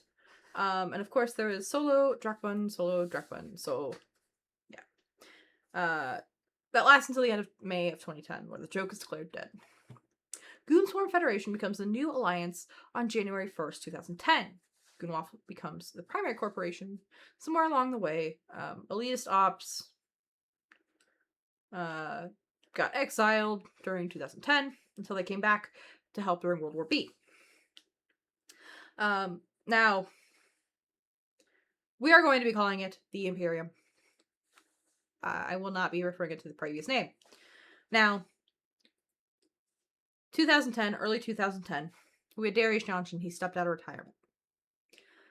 May 2010 to July of 2022. That's 12-year heading. We'll call it a heading, right? I don't want to call it a reign, right? Because it's not. It is a leadership position. It is not a king. But Matani is there for 12 years. And then, of course, there is a 13-day break after. So July 15th to July 2028, there's the adjective, ADJ. And then Asher Elias from July 28th, 2022 to now. So this will be his 4th year as of July 28th in the position of coalition executive. Now, Darius Johnson stepped down to become a developer at CCP.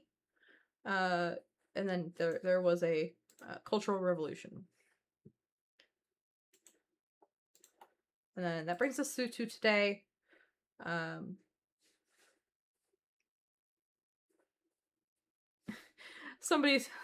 writer of this said, I was trying to scrape together a coherent 4-sentence paragraph about Remedial from his wiki entry, and well, that was just not going to happen. Having read the Remedial wiki entry, it's just not gonna happen. It's gonna be maybe 2 sentences that is appropriate to talk about. That's not bad, right? Now you can find some of the names from the early days popping up in other groups, such as Darius Johnson coming back during the Casino War, Hogarden as the head of Clockwork Pineapple, another offshoot of Goons, a Cartoon with elitist ops for a little bit. But yes, so this is just little bits and pieces. Now, okay, I won't read that one. We shall read this one. I like this one. Now, Thursday night, this is 2022, this is about Asher. Big announcement, Asher, longtime Block FC and Imperium Sky Marshal during World War B, was stepping up to lead Goonswarm Federation and filling the leadership vacuum left by the departure of the Matani. And then they put the Bane mask on his character face. It's kind of funny. I can't actually why I threw together that Asher Bane mashup in the last year. There's probably some running gag on one of his fleets.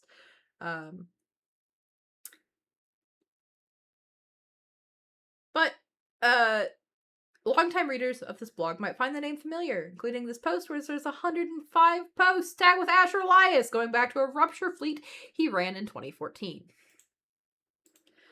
He has more positive mentions of a leader as he has more positive mentions as a leader of the Reverse Sig within the Imperium, founded back in 2015.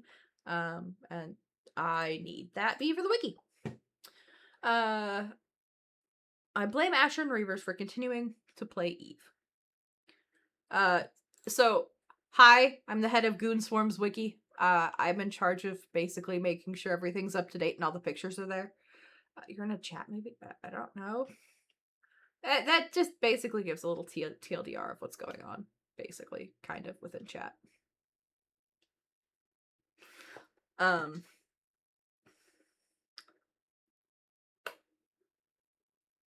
But he has also, as of the time when this was published in 2022, end of July 2022, he has run Goonswarm's Alliance tournament team and currently stands as the pilot with the most kill males in all of Goonswarm Federation, standing at 26,691 kills. Now there's Asher Lyx, Jin Fox, Braytalk, Aid London, and SPS 2000. Known for his meticulous planning and audacious schemes, which includes trying to boost subcaps into optimum range of a Hodred, to helping put together Operation Enho, an attempt to trap and kill Poppy Supers at YZ9. He played the Nullsec Fleet operations game at the highest level. If there was anyone more unlike the Mittani when it comes to the game, it would be hard to find them. Mittens bragged about never logging in and playing the metagame, using the weekly meta show to harangue our foes and call them names in order to enrage them and get them to come at us.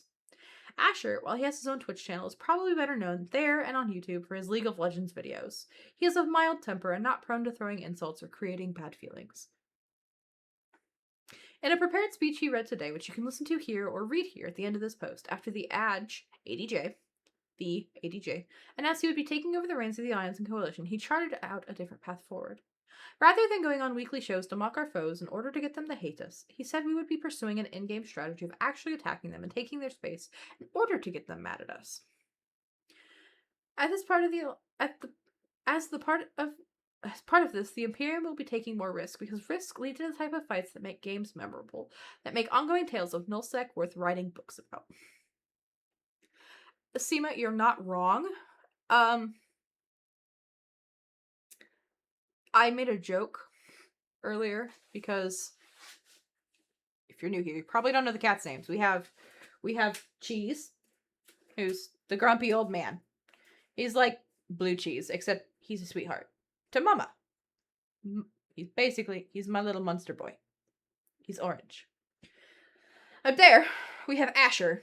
His name is Asher Shitbird Malaius. And I thank a certain Diplo director, Mr. Bagger, for naming him such. Because he is the spiciest little asshole. And often I do yell Shitbird at him. He is a baby. He's 5 months old. But he is the spiciest little fuckhead. And I love him to death. I wanted to name him B, for the record. But he's Asher. He's an alternate universe version of our Asher. He's just spicy as fuck. Don't ask me why. He named him. Paul and Miles says, "What's so cool?" I love cats. You missed the ADJ? He's a character. I have not, interestingly enough, I haven't found much information about him. This is probably some of the earliest I've heard of him. The name has not come across my desk too much yet, as far as history. So, that's a work in progress for the wiki. They're a Halloween pack. I just have oranges. Does the dog count? She's got a whole black head and black feet. Does she count as the Halloween? Because they're just orange. There's no brain cells there, and they're pretty. They sleep a lot. I don't know. Alright, so he said during his speech that the Imperium had previously been following a line of simply not losing. As an example, he said that after the twin battles of the Keepstar of M2 TAC, foes were demoralized, their titans trapped, and they were worried we would take out their Keepstar and NPC Delve, cutting their safe route out of Delve. There's a Facebook group called that, Becky. It is wonderful. I highly recommend it. I don't know if there's a Reddit page with it yet, but I know there's a Facebook group, and I have been in it for a while.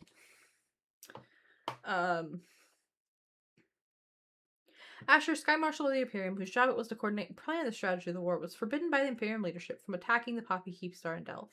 The war could have been won decisively with an explosive battle rather than being dragged out for months and months until the enemy finally retreated in dismay, undefeated in battle but worn down by the long siege of 1DQ. The reason for the decision was to leave the Keepstar alone was that to attack it, it contained an element of risk. It would have been a gamble, and nobody at the top wanted to roll the dice, so the war went on. So part of Asher's comments that we were, as an organization, to be taking more risk and committing more heavily to war. His speech was followed up by a call to deployment more forces to the front of the war against fire. Capitals and supercaps were being moved. The war was going to be dialed up with the possibility that this escalation might bring a response from other groups. We shall see. But it is different. If it is a different message with a different tone, we shall let the weight of our forces do the talking. The only downside of this is the responsibilities of stabilize likely keep Asher from being able to lead Reaver's ops. This writer is incredibly upset that there's not no Reaver Swarm right now, or whatever. At the time of this 2022. But I can say that the leader of the Imperium knows who I am. And if you tackle my jump freighter, you can be sure I'll mention that I know Asher alive. God, I love this writer. He's hilariously funny. We don't know how long he'll remain in charge, so he did say in an interview on Theta Thursday that he was going to stick around for a dozen years like the Matani did.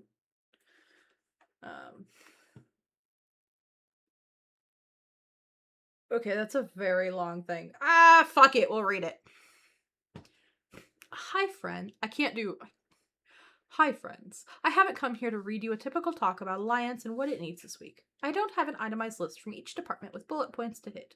Instead, I have come to talk to you about EVE Online. I think every one of us can think of another game, if we want to have fun for 60 minutes, easily blows EVE Online out of the water. But if I ask you about a Halo match you had 5 years ago, you couldn't tell me a single thing about it. However, if you get some EVE nerds sitting around a digital fireside, you can bet they will start waxing poetical about a fight that happened 5 or even 10 years ago. They will fondly remember their FC and call out the time that they saved the day by landing that scram, or the time that Titan died and they reshipped into another Titan and jumped back in the same fight. I am an EVE romantic because of these chats around the fireside. There may be millions of other games that are better to play, but none that are actually better to experience. EVE is a game that we tell stories about. EVE is the game where we fondly remember our comrades that we fought with and hope they are doing well wherever they are in life. Bob Blast Era. God damn. Sorry. That sent me. That was beautiful. But as time goes by, we started getting bitter. It's easy to start building up anger at this game and at our enemies. We've seen how the sausage is made. Everyone here has an idea for how to improve things. We've all been frustrated when what we'd like to see change doesn't happen. We've also been part of the problem. There's a problem in video game design where if you let the players sit around and build up their walls and their weapons, they will do it in such a way they will never attack until they have no chance of failure. Until they've optimized every last bit of fun out of the game. How many of you here who played Age of Empires or StarCraft can say you didn't do exactly that? When the game let you, you made your army so big that by the time you finally attacked your CPU foe, they had absolutely no chance. And after you did, there was this brief tiny moment of happiness as you watched the enemy fall so swiftly. But it's like playing Grand Theft Auto with all the cheats on. It's fun for about an hour and then you get bored. In our last war, World War B, we fought in M2 and we did what every player seeks to do. We utterly destroyed the enemy. We had their Titan fleet trapped. We had their morale destroyed. And did we take advantage of that? No. We decided that instead of threatening their Keepstar exit route, we would sit in that same system for months, ineffectually camping them in. Our intel after the war told us that our enemies were shocked at this. They were ready to crumble, and they thought that we would surely attack their Keepstar and NPC Delve, and they knew that once we did, they would have to leave. But we didn't do that. We didn't let them rebuild their shattered morale. And a war that should have been over in weeks took another 6 months. I was specifically told that I was not allowed to attack, that all I could do was camp.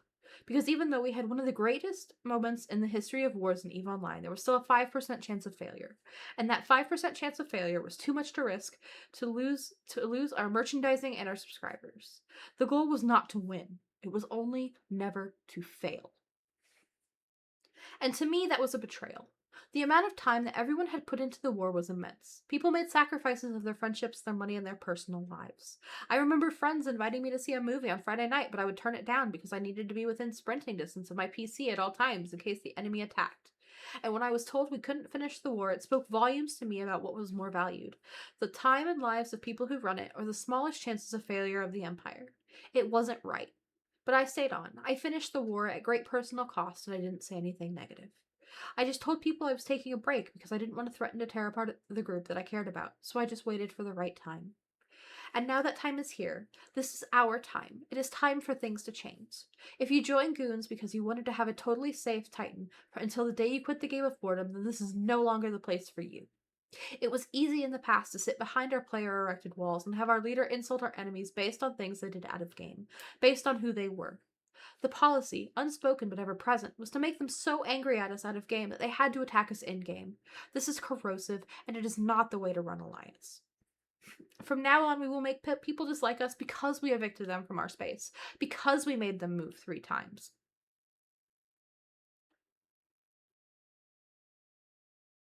Hold on a second. Didn't we make Panhorde move 3 times? At least? My brain is saying 3. At least. Is this foreshadowing?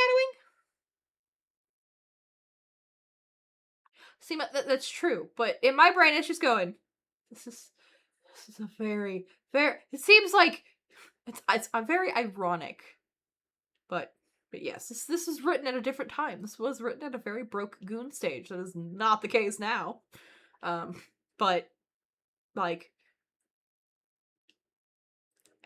anyway, I'm gonna stop braining.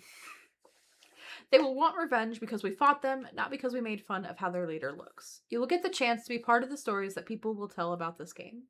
You will have the chance of incredible victory or the chance to experience failure. It's time we started pushing in the chips we've gathered. You bought a super? You built a Titan? It's time you had a chance to use those, not to shoot undefended fort, but to shoot their guns in anger, to become the story.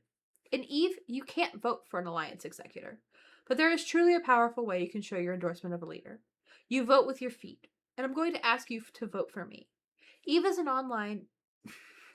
Online is a game that delivers greater experiences than any other game, but it also demands more sacrifices. And when you are staying up that extra hour late, even though you'd rather be sleeping because you work tomorrow, your Alliance leader won't be missing it because he's got other things to do. He'll be right next to you in Fleet.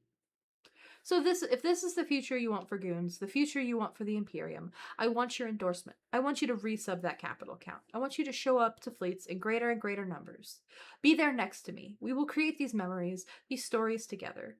There was a time when every one of you was a romantic about this game, but slowly you lost it. You took on the title Bitter Vet, and you bore it proudly like armor, so that no one could accuse you of loving it and making a fool out of you for liking it like you once did.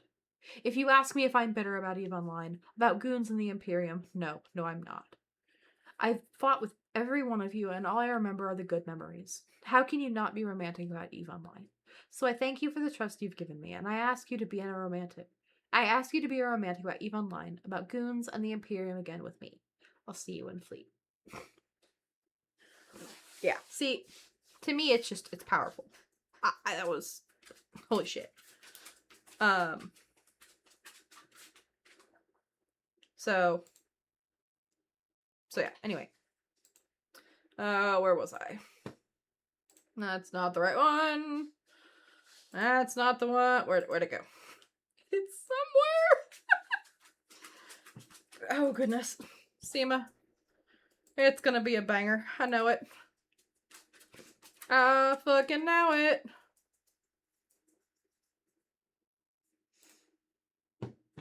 Alright, let's see. Can I find where in the Everloving... Okay.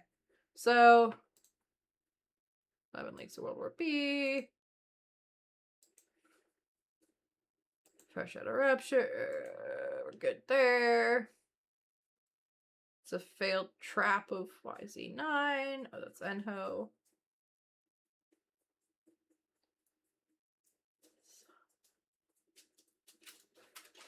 Yeah. Okay. There's so much here that... Yeah. Okay.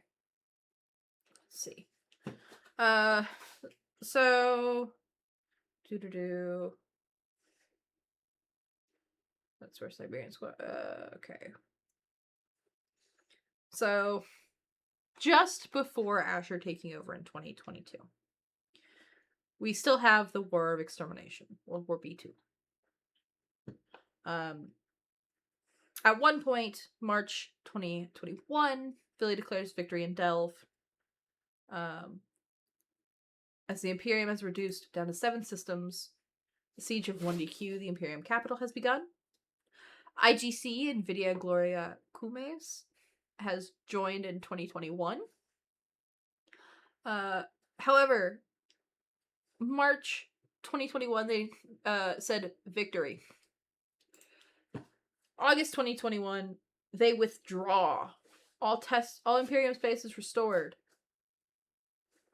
Supposedly leaving the ISK War for Conflict a close draw, according to CCP.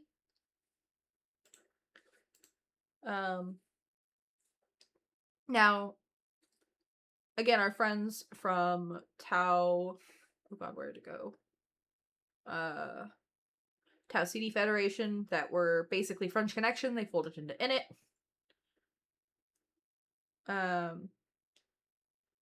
Ranger Regiment left.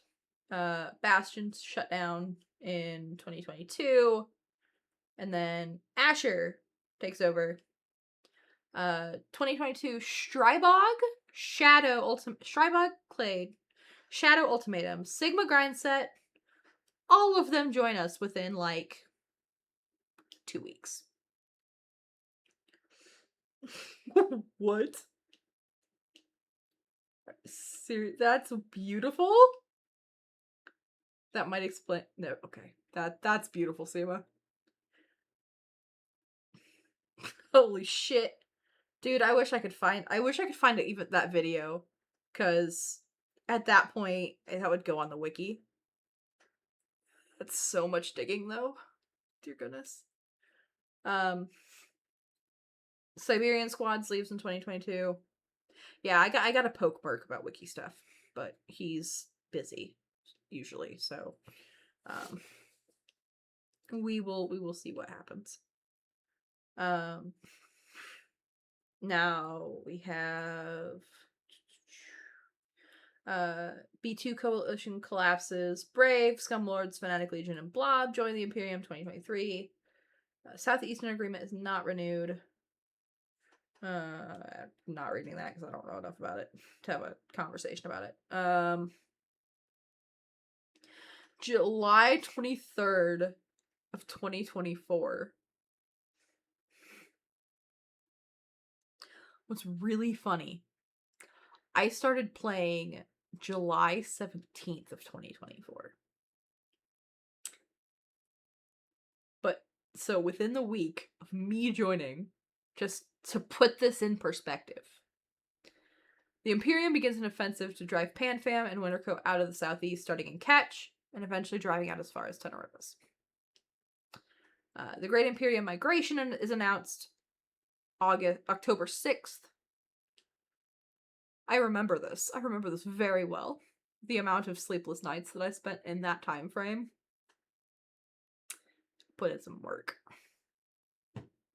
And then of course we have Sons of Bane. We do have the War of the Ruses announcement. But 2025, Sons of Bane, out of the blue, both joined us, and then, of course, the most recent drama is Lon being asked to leave the Imperium.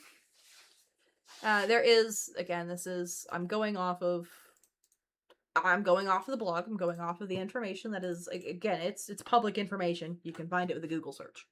It comes up on a Google search. This website does. This is an old goon.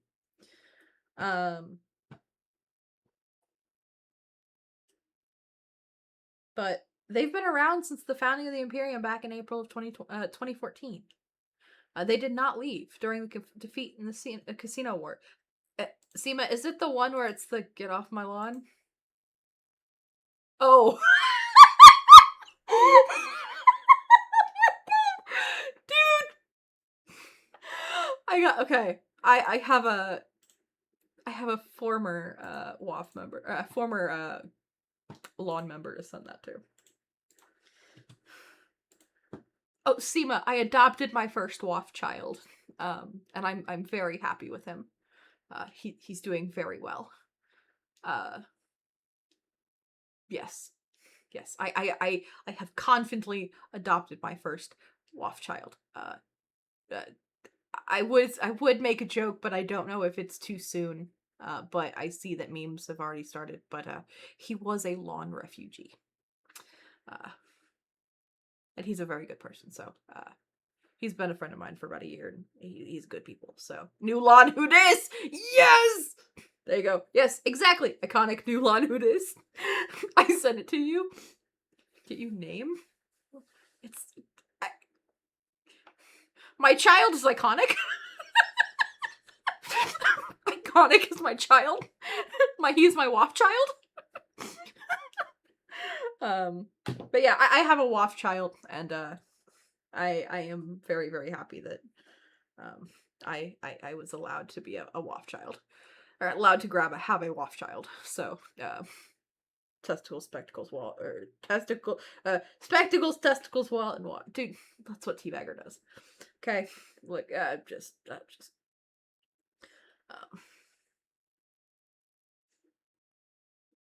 You made the song. Oh goodness. All right, let's listen to it. Let me.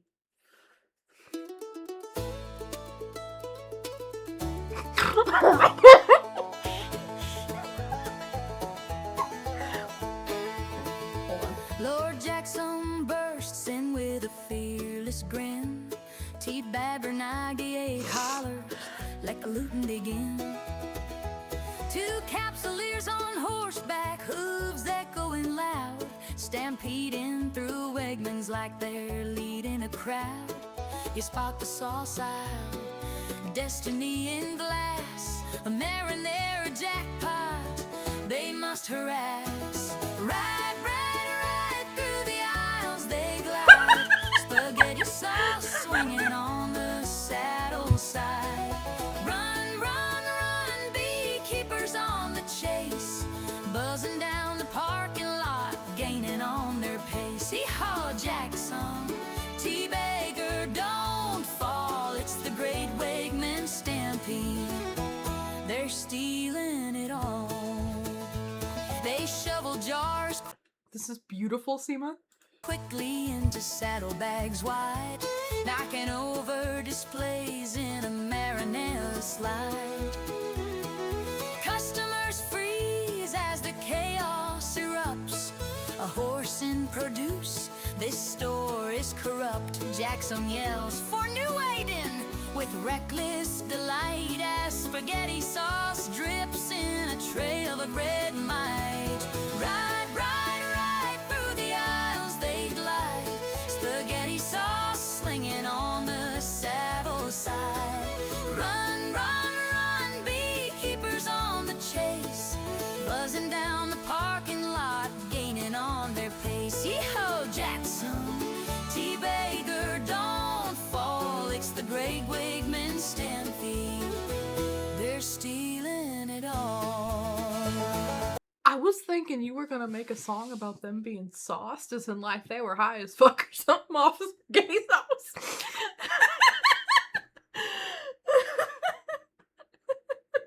That's what my brain thought. My brain was like, man, is he having them get high off spaghetti sauce? Dude, or is it mixed with coca? Oh my god. There's a running joke around the house. We always are like, ¿Tú es cocaína? Do you know what cocaine is? Or can you say cocaine? Can you say cocaína? This is a running joke in the house. And so I thought you were gonna do something in regards to them being like high as fuck spaghetti sauce. Because they're getting sauced. Or that, or they were like drunk as fuck, but that is great, Seema. Oh, good lord. Oh my god. Ah, goodness fucking Christ. This is wonderful. Oh, goodness.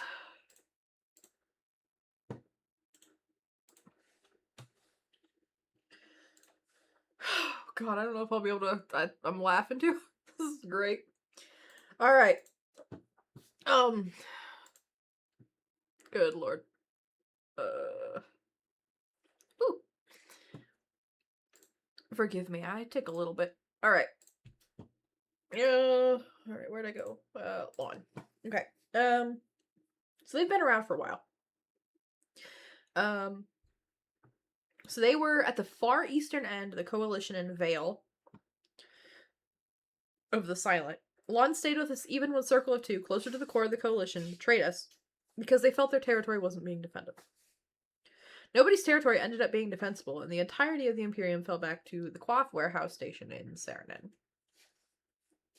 During one of the attempts to push back to our old space, Lon succeeded in taking a constellation in Cloud Ring. That is the... oh god, was that? Lon's 300? It's like a 300 meme. But no return was going to happen. While we admitted defeat and began the retreat south, Lon went with us and ended up holding a constellation in Delve. It fell down to Pappy. And then they ended up moving, over here. They were the front line in against Panfam and Innsmother with Sons of Bane. And of course, they were there for the downfall of Panfam. I think they're a small group, so their participation gets to get subsumed into the mix. They'd put up recruiting posts on Eve Jobs. We don't know where they're going. I wish them the best. Maybe in time we will figure out. Somebody will tell us what happened, but until that date, either way, I still wish them the best. And hopefully from here they go forth and find wonderful skies. All right. It's World War B.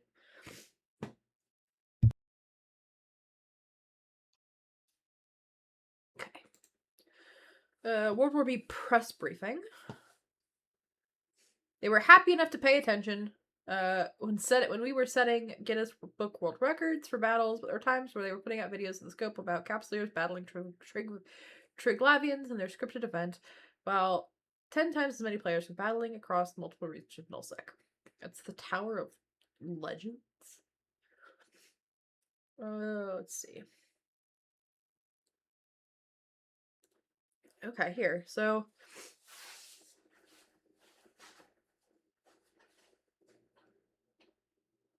archived here. Okay. So so the fact that CCP was being kind of quieter about the war once it ended, it was easily chalked up to the Imperium successfully defending its space and driving out the invaders on its own terms once the retreat began. CCP was much more interested in strangling the economy than a goon victory, but apparently someone at CCP wanted to make note of the war. Dracarys member Satoshia posted it to somewhere. They had been going through the... oh, was that press materials? And the link was deleted? Okay. Oh, shit. Okay. There's a press briefing slide about World War B, dated August 17th, 2021. Sitting in a directory with the name Unreleased Pictures from World War B2 was the slide deck that no one could recall CCP ever mentioning. The press kits have all been moved. This is the CCP games. Let's see.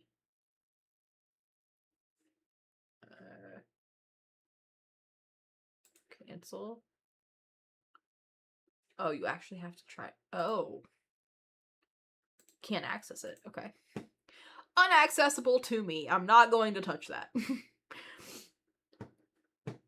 Alright. So. We get this.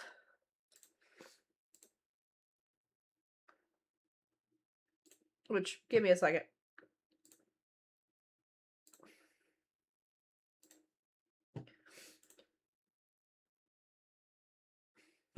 We get this. A beginner's guide to EVE Live's epic interplayer war. Top of the food chain. Seeds of War.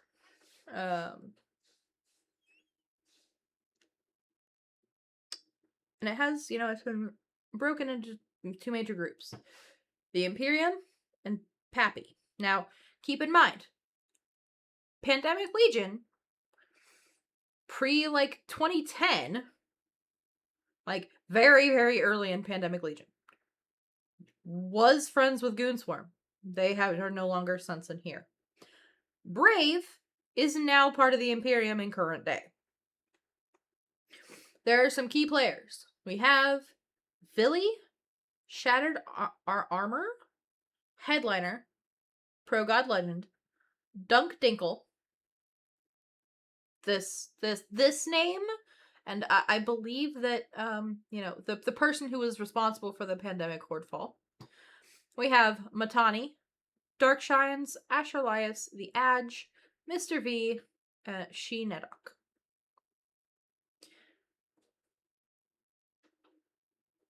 Now, again, just for clarification, in case anybody's like, where the fuck did you find this? I'm literally clicking on internal links on the site. That I literally found on Google, and they just keep linking to other pages. That's it. So, I'm not touching anything that I cannot access via a search engine. Matani was the only one who did not laugh at you when you almost died at Merkel Chan's house? No, you don't get marshmallows! God, dog. She's thinking she can get my marshmallows. Fucking shit, you don't get my... This is my bougie water? Okay, keep in mind, this dog, she loves bougie water. Also known as sparkling water. And or water that comes out of a jug. If it comes out of a jug, she thinks it's hers. Okay. So, it has a picture of where it takes place here. The outer border, southwest, the regions of Fountain, Delvis, and Quirius. Side engagements are Esoteria and Pass and Catch. The first cataclysmic event in the war was the eviction of Init and Bastion from Fountain. Goonswarm then began feeling the pressure through Quirius. After 4 hard-warm attempts, they deployed a Keepstar in Y79. The most impactful battle was at M2. And then, Keepstar in a bubble. Does that remind you of anything? Recent? Keepstars aren't just space stations. They're practically an entire city at 800,000 square meters.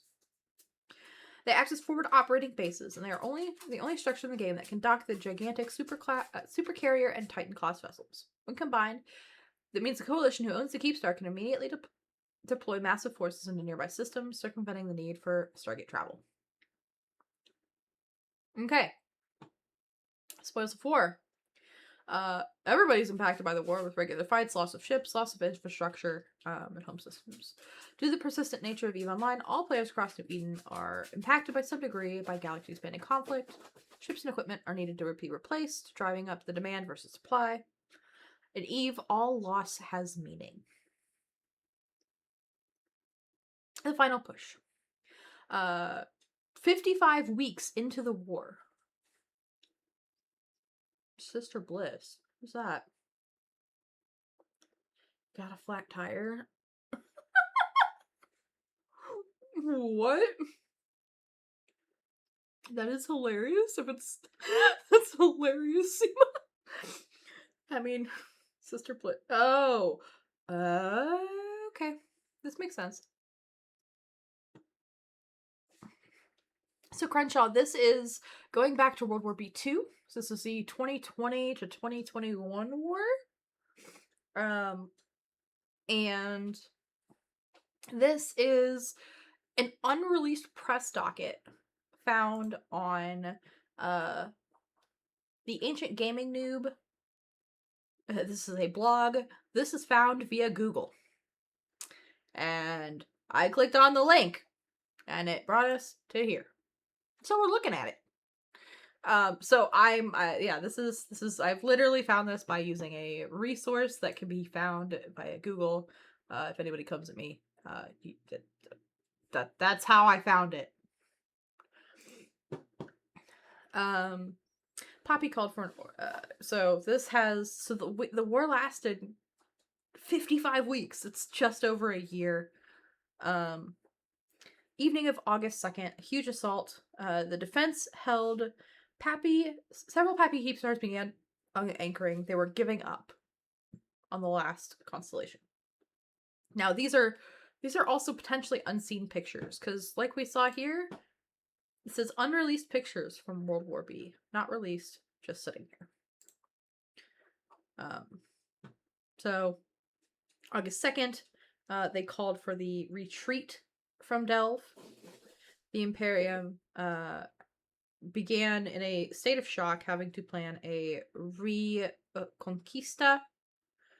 Poppy Line members are questioning how it could collapse. Then Blitz fleets began winning back solar systems and destroying hostile structures by the scores. Pappy set a 2 to 3 week timeline, but they only got 6 days. And then there are repercussions. The political landscape is changing rapidly. After the war, they recovered their home space in under 2 weeks.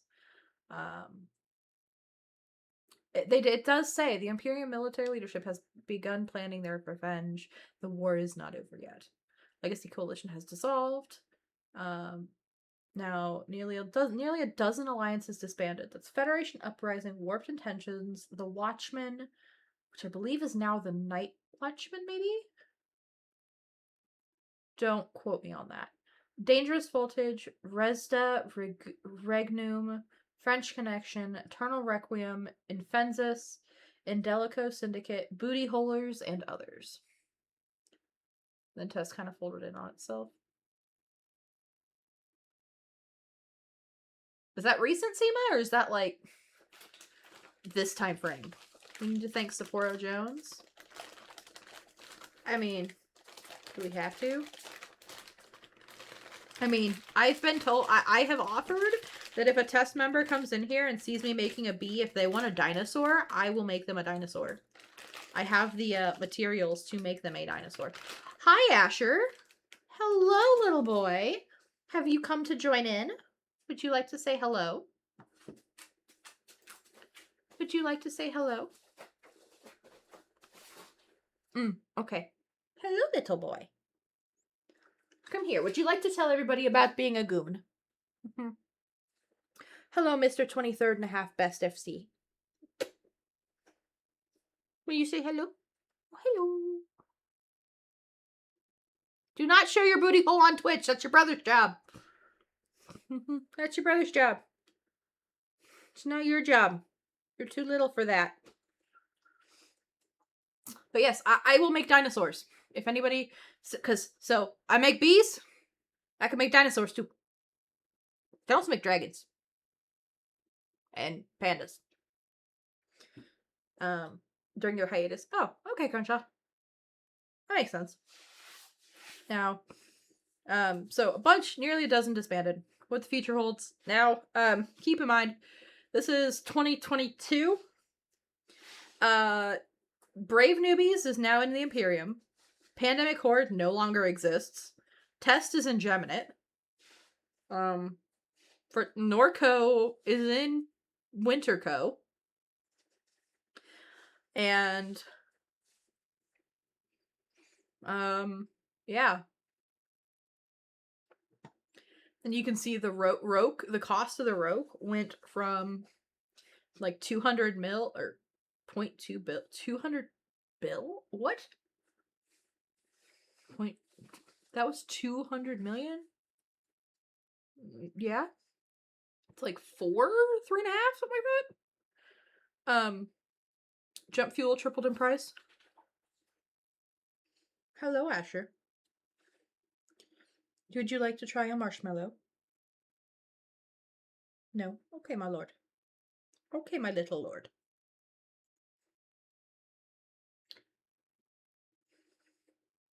Then power dynamics. I swear to God, you step on the keyboard.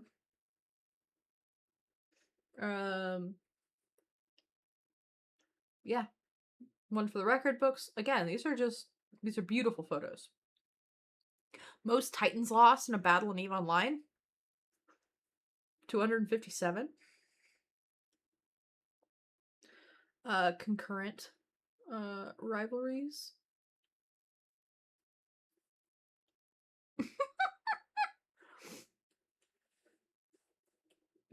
Oh my god, that's a funny old photo.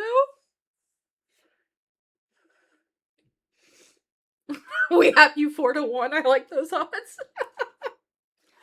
Oh my god.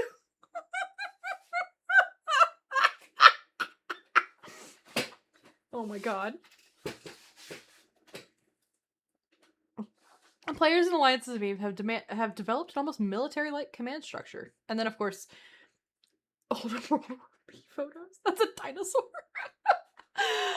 Oh, I kind of love this. Do not ask how you may give your life for the Imperium. Instead, ask how you may give your death. Dude, I want a copy of that. Dude, I want a copy of that so badly.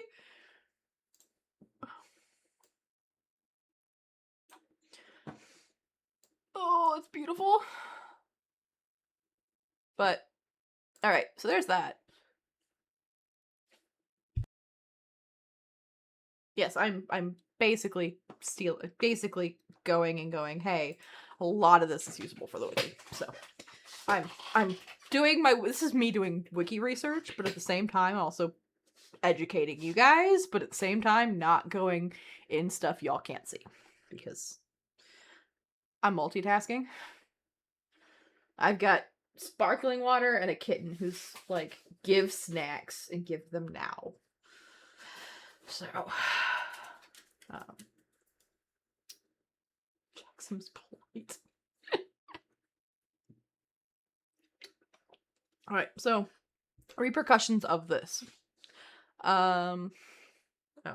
Yeah, that's basically all the points. Now, and the author of this says, I really wonder why CCP left this slide deck tucked away in a directory like that. Not a narrative they find useful at the moment. Asher, swear to Christ! I will bop you. Come here.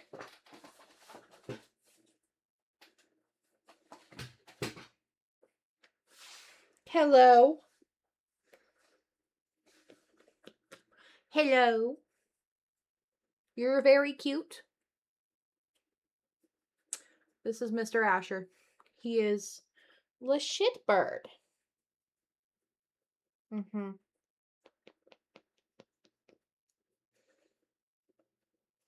Mama shitbird. At least you know whose boy you are. This is a good boy.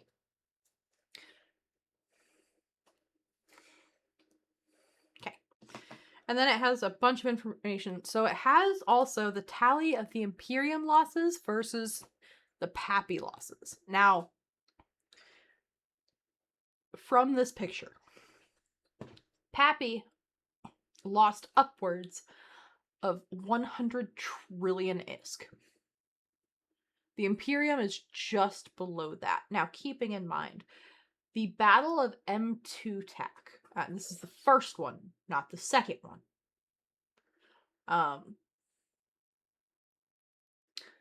That is where you see the Imperium go from a almost 200 trillion ISK loss difference to Pappy overtaking them. That's how decisive that battle was in the fight. So we see here, we have 391, and up until about 391, they were pretty close. Say within about 5 trillion, right? After 31.9, it's not until, so you see, we're here, there's about, we'll call it 15, 20, roughly, right? Then you see this Battle of M2. Now, yes, there is a significant jump on both sides. That is not up for debate.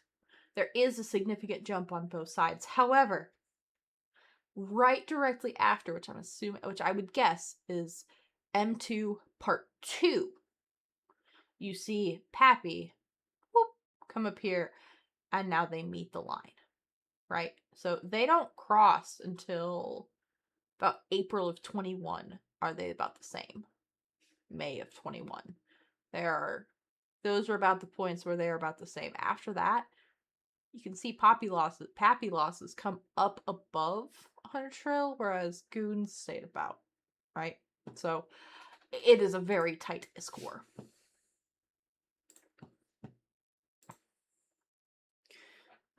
Now, keep in mind, the chart ends in early August before all Pappy structures in the Imperium space had been purged.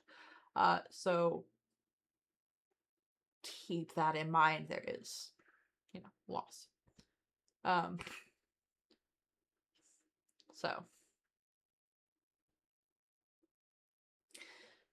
But yeah, so that's that war.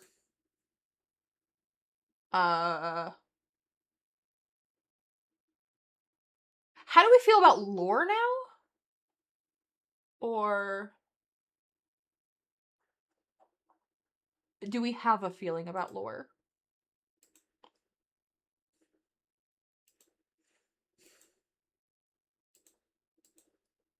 Does anybody particularly care?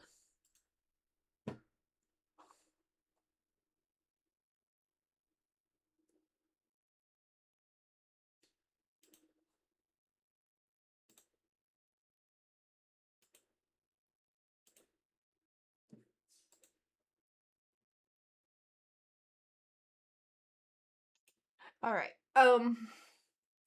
It is past my bedtime.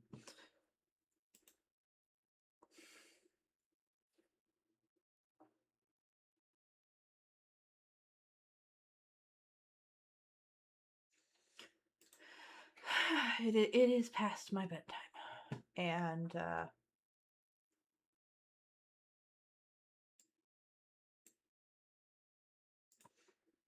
do I know the lore why reactions have to be done low synchronal?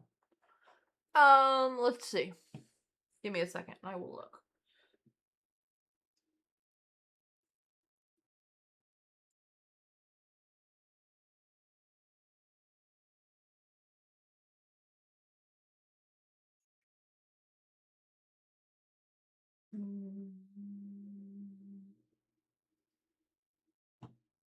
Where would those fall under?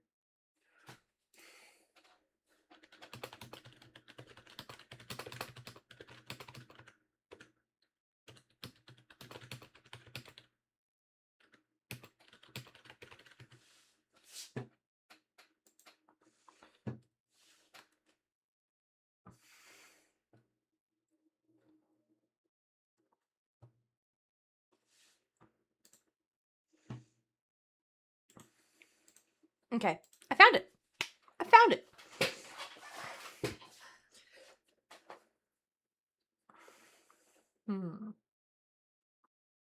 Give me a second, rather.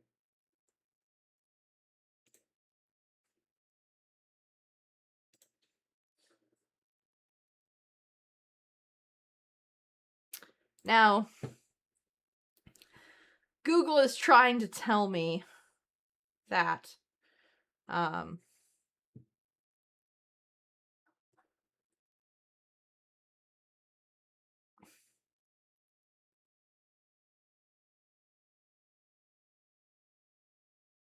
yeah, that's bullshit. I will have Kim Grew. I will look into it. You may have to remind me, but I will look into it. I did find I will look into it. Let's see.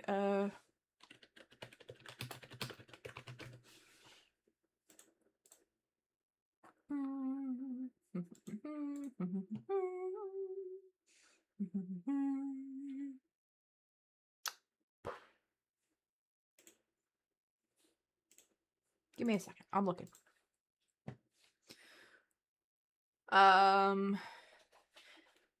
So, from my quick look, reactors can only be equipped in a refinery and solar systems with a security rating of 0.4 or lower. Now, There is 3 different types of reactors. There's the standard biochemical, the stand-up composite, and the stand-up hybrid. However, as a specific lore reason why, I'm not finding one. Yeah, it's not giving me a lore reason of why.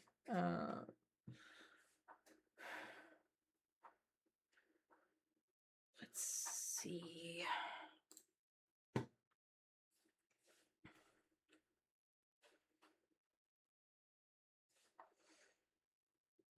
Okay. That's a whole T2 component production.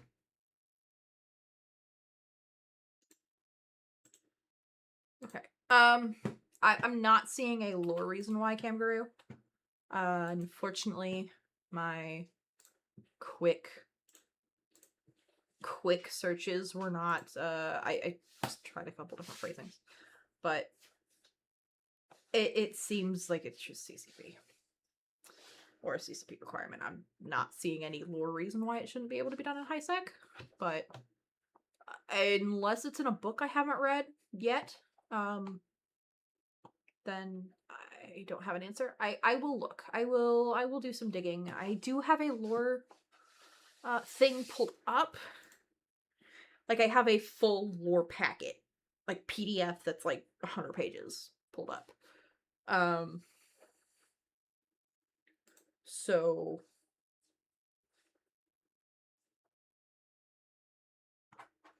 ooh, let's see if it's here. Hold on. Maybe it's here.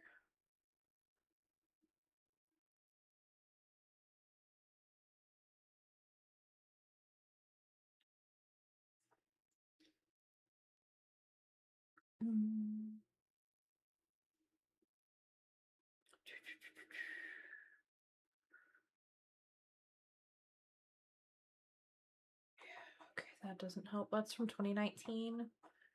I don't have anything.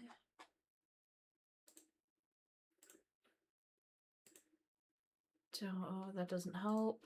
Let's see.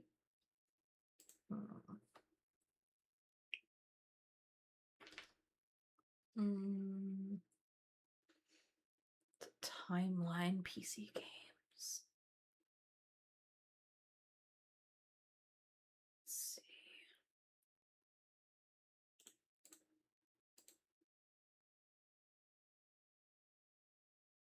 Yeah, an old one that I was trying to look at was truestories.eveonline.com. It's an old thing that players could pen their exploits and CCP would put them up. And people could debate and versus like information wise, because people could be on different sides and tell different things. But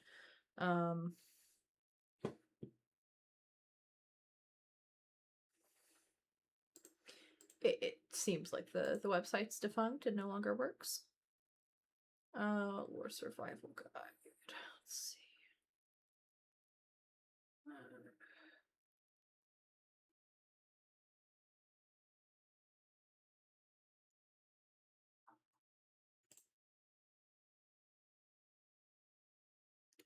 I have Journey to the Wired West as well. PC Gamer Online. Let's just refresh this page. There we go. There's just Scooter McCabe. Biggest heist of EVE Online with Gigax. Biggest scammer. Murder Incorporated.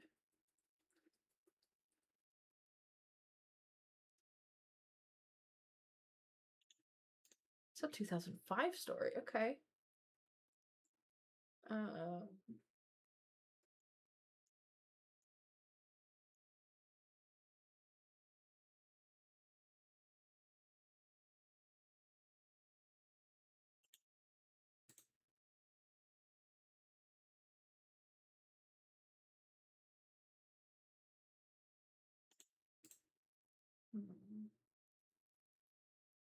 There's a Kreba.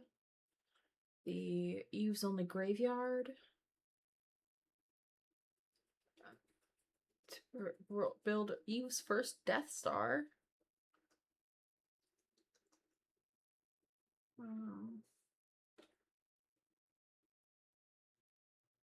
There was Hellcats. There was a all-women pirate gang in Eve, apparently.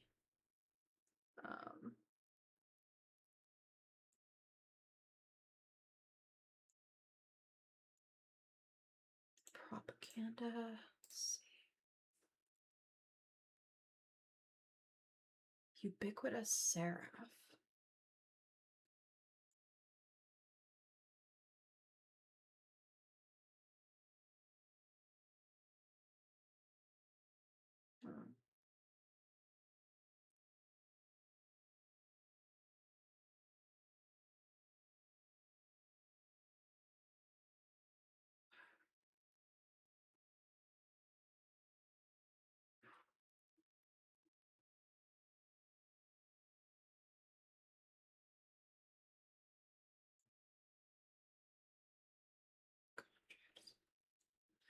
This is the guiding hand.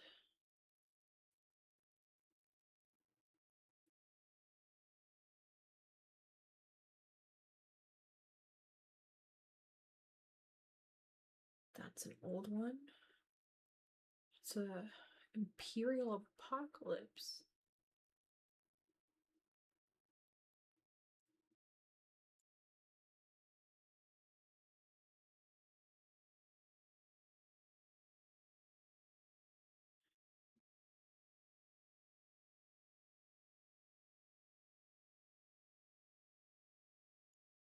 This is 2005. Holy shit.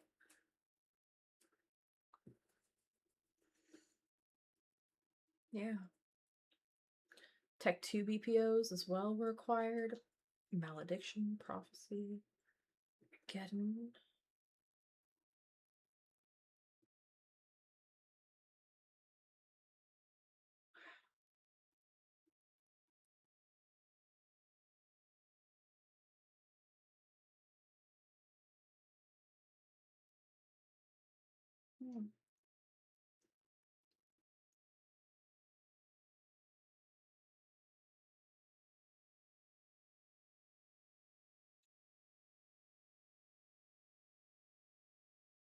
Wow, this is an old one. Holy shit.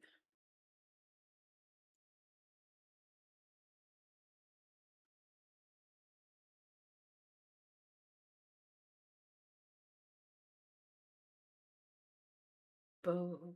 Can't transmitters.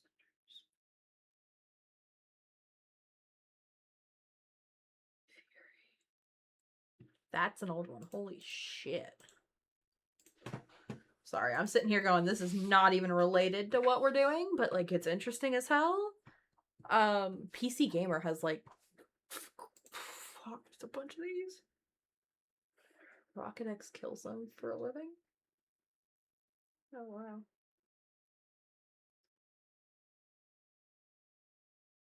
Wrecking Crew.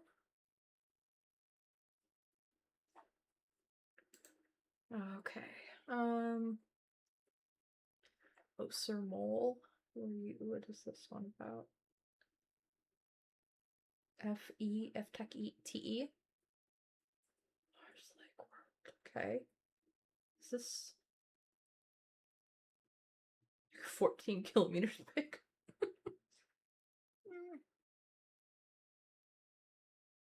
It's the Band of Brothers War. Okay. That's why. Oh, holy shit. That's an old Razor. People's Democratic Dictatorship of Razor. That's a very old one. Oh, Little Bees. Razor Alliance Glorious Informational Film. Stahlregen. Rooks and Kings Clarion Call 4. Dronelands Return of Ethereal Dawn. Delve 2012. Wow. Oh my god, dude, I'm gonna fall into a fucking wormhole here if I'm not careful. This is so common. This is what happens every time I fucking start doing history shit. The wormhole gets bigger. It gets better. It gets worse. Um.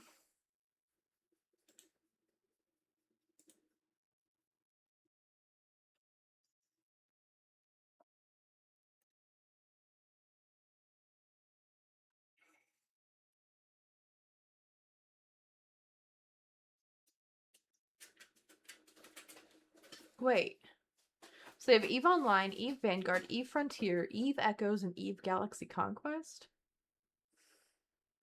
Where's the timeline? I want the timeline of EVE. I was promised a timeline. Where the fuck is it?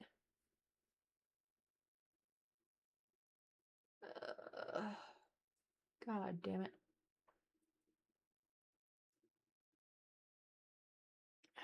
There was supposed to be a timeline there, but there ain't no timeline. Where the fuck is my timeline? Okay. Well, this is not happening. Or helping. Okay. So there's an EVE Online, the backstory with EVE files here. Camguru, this is what I'm going to have to search through if you would like to see. It is a full backstory compiled by Sophie's Seki, S-E-K-S-I, about the races, timelines, chronicles, and scientific articles. So I'm thinking it's maybe under scientific articles. This thing is 267 pages though. So that's what I would direct you to.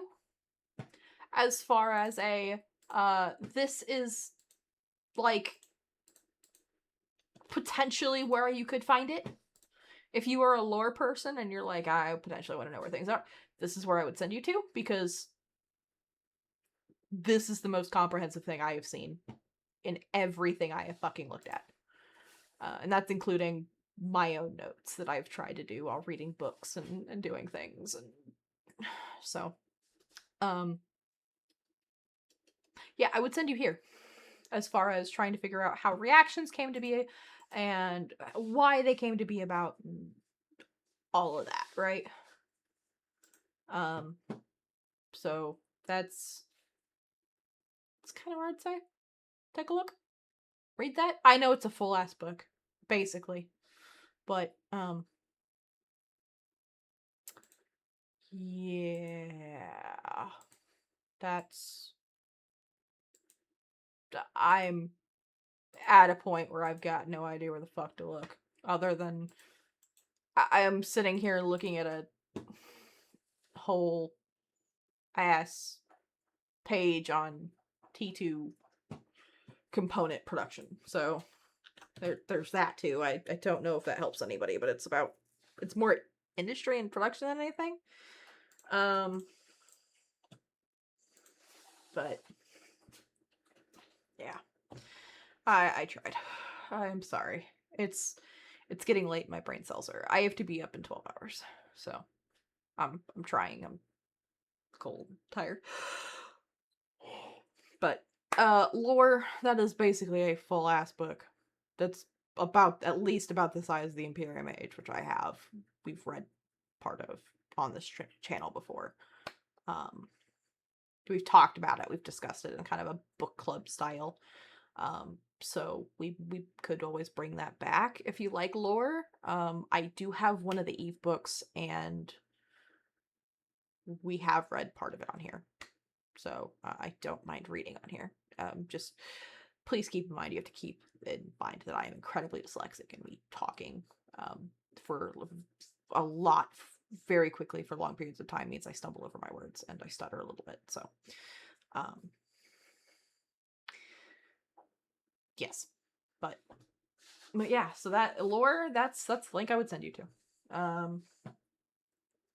But all right, my brain's fried. How about y'all's? Y'all doing okay? We alive out there? Maybe a little bit. Not at all.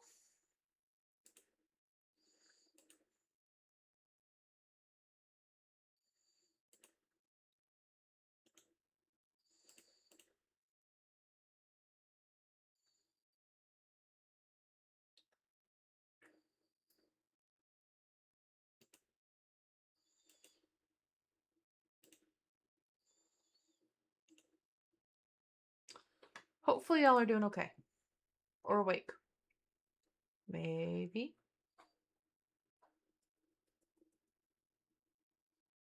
Hopefully.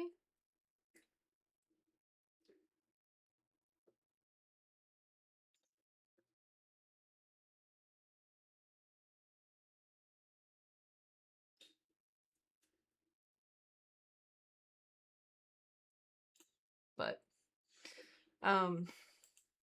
yeah, normally I don't do streams where I just sit and we talk history. Mainly because I feel like I'm talking at people.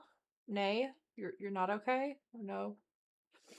Hell yeah, Cam Greer. I'm glad I could help. Yeah, normally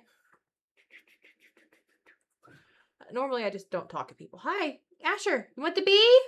You want the bee? But I got stuff to make a bee, and I told everybody I was gonna make a bee.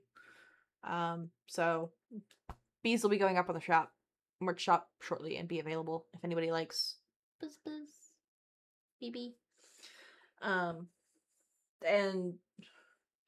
honestly, my brain is so fried right now from trying to put together this history that it is past my bedtime. Honestly, I think I'm gonna raid out.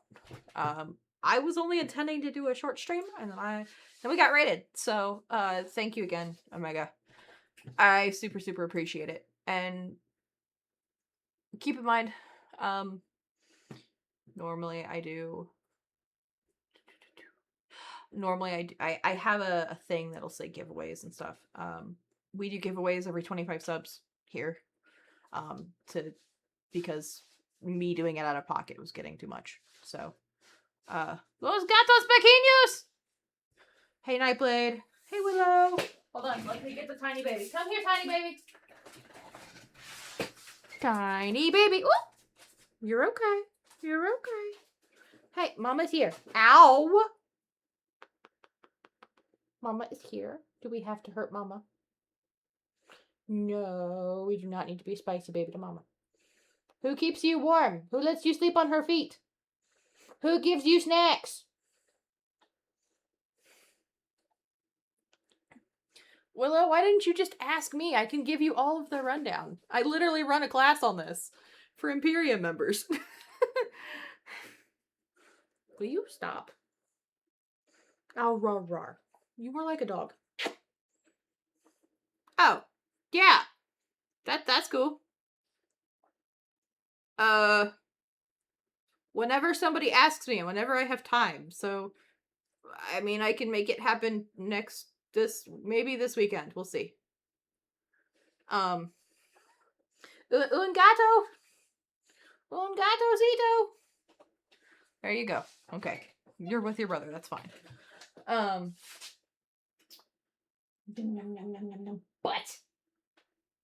But.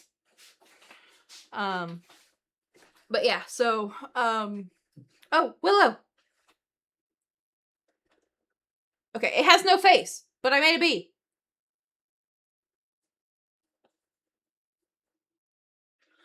But yeah, so, there was so much history in EVE Online, and me even, I just made this one? Like, I just made this one? I can make it in the other colors, I just don't have the other colors. I can make it in, Brave Bee, too. But, yeah. I made me a bee. I made a bee. It's probably gonna go to Mr. Bagger. He wants to hang it above his desk. Don't ask me why. Very cool. All right. So yeah, we're gonna raid out. It's past my bedtime. It's 11:40 here, and I have to be up at noon. Actually, I have to be up before noon. I have to be up at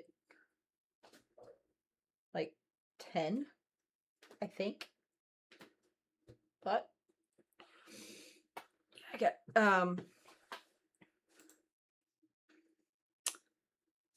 but yeah, so we have more of this to go through. We have more history stuff to go through. We have more games, so I do a bunch of game reviews as well. So if you like games, and you're like, hey, I want to know if I should play a game or do things, I do a bunch of game reviews. Follows are free. I also give out Steam keys. So probably tomorrow, maybe?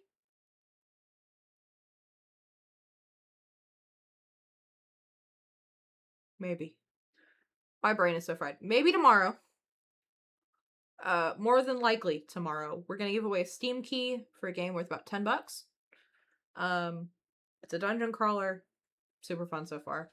And then we do Plex giveaways, so big events, so follower goals, sub goals, tip goals.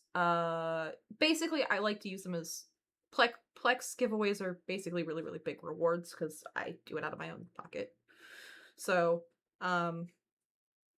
so we do Plex giveaways. So we've been told shit's gonna hit the fan after Central Midnight Time. I think we're also attempting to do an Eve, Texas meetup eventually, and I might put in that information on my Discord. Southern Texas. We'll see. But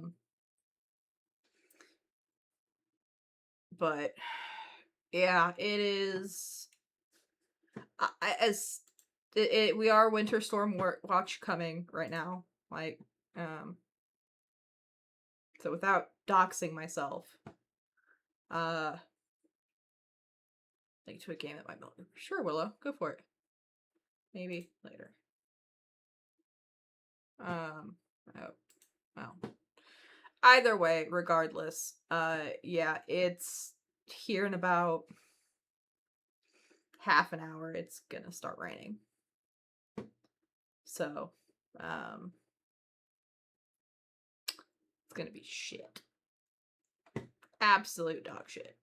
And, not looking forward to it, honestly.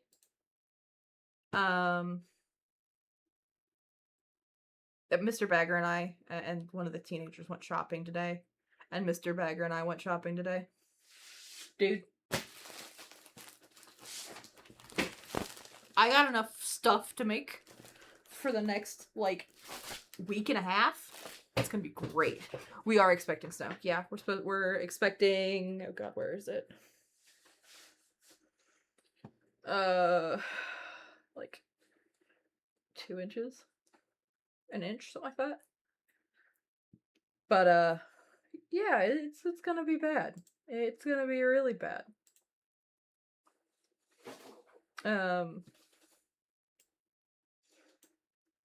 Like, it's looking really bad. So we got food. There may not be power tomorrow. So if we do stream tomorrow, it will probably be a non-Eve game. Mixed in with some Eve history or something like that. But I do a lot of new games. I had a lot of Steam keys. We do Plex giveaways at goal meets. That way, you know, we try to make it a reward and not just me throwing Plex at you guys. Because as fun as that is, I cannot afford to do that very much. So, but yeah, it's gonna be bad. I'm sitting here looking at it. It's like, God fucking damn it. And supposedly in a week, we're gonna get like 5 inches of snow. Like, I am not looking forward to this at all whatsoever. The cold front has not hit us yet, but it is very close to propane. See, we got 2 little space heaters, and the kids are with their mom this weekend, so the teenagers are not hanging out with us. It's literally just me, Bagger, and the animals. Of course, the Maliwa doing her Maliwa things. But yeah, it's gonna be nuts. It's gonna be absolute nuts. That's why I got yarn and stuff to make, because I can literally sit here hey, there's no power, but I have blankets and I can be warm.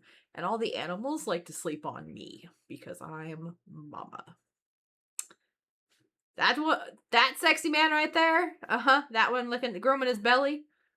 That's a space heater right there. He's a big boy. He's my cuddle bug. He's my, no matter what time it is, you're warm and you're mama and you're my mama. He checks on me. He's my big man. He's my big man.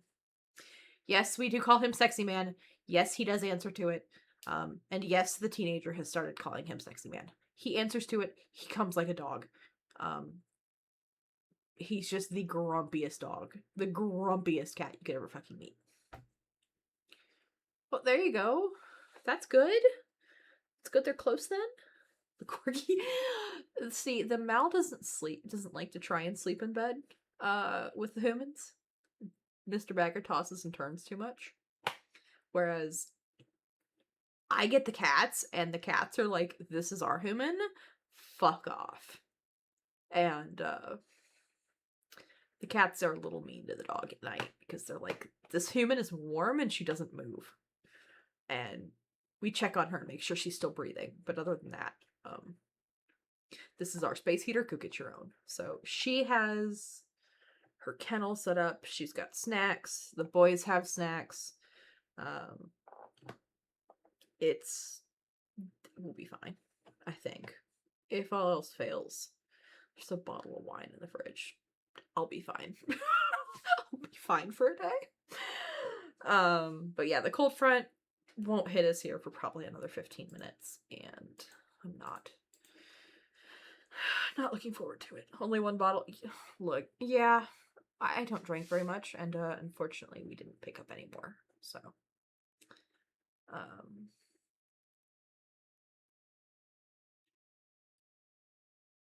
that was its own. So we will eventually, right? I might see if I can sweet talk Mr. Bagger into going, hey baby, can you bring home a bottle of wine tomorrow morning when you go to HEB at 6 o'clock in the morning? You know, don't think this is don't no.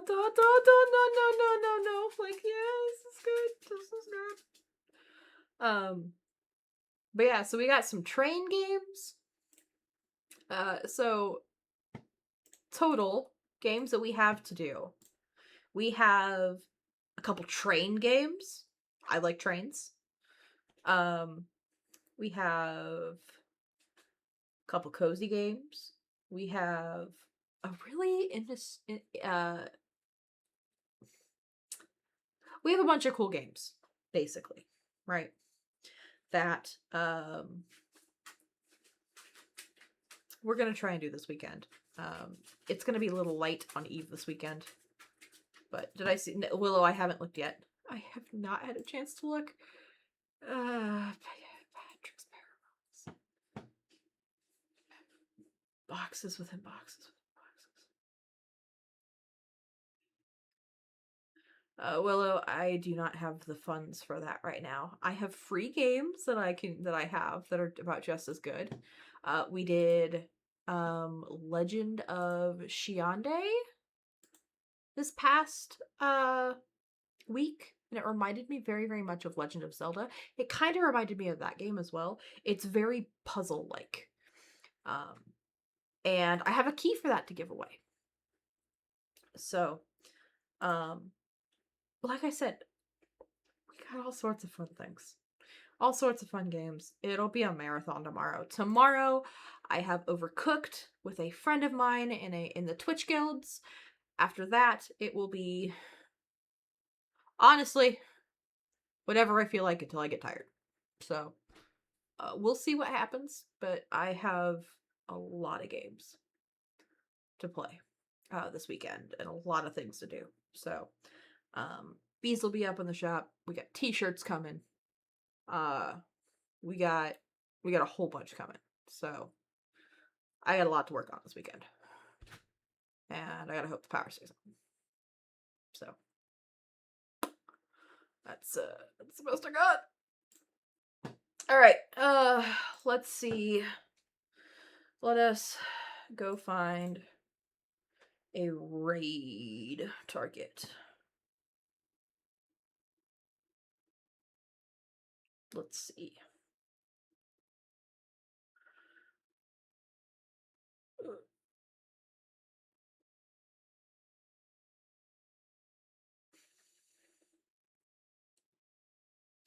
But yeah, we got a bunch. Like, we have 6 different games to play right now. And keys for, like, 3 of them. Yeah, as you can tell, we got a lot. So, we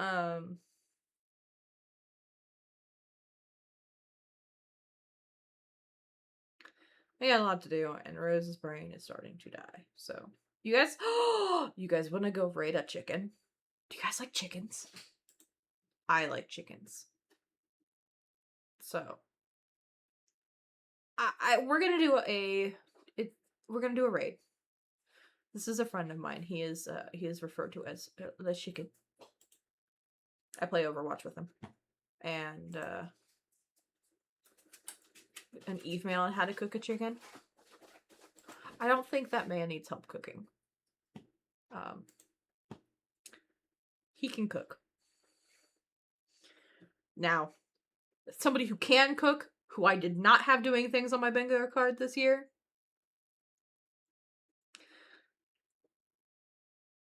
Yeah. There's some of that. I'm not gonna spoil it though. But there have been some bingo card moments that have not been on my card this year. And we're not even a full month in 2026. So, Lacey, would you like to say bye-bye? Come here. Come on. A piece. A piece. Come here. I'll give you a snack if you come up. Say goodbye. Come on. Up. Can you say goodbye? Can you say goodbye? Goodbye to the people. Give me my snack, Mom. Fuck you. Okay. Bye-bye, baby. All right. With a goodbye from me, from the boys, from the Doge, she's hiding right here. She's seeing if she can get any more. We're gonna go right out, guys. Drink your food, drink water, take care of yourselves, and have a good night. See you tomorrow.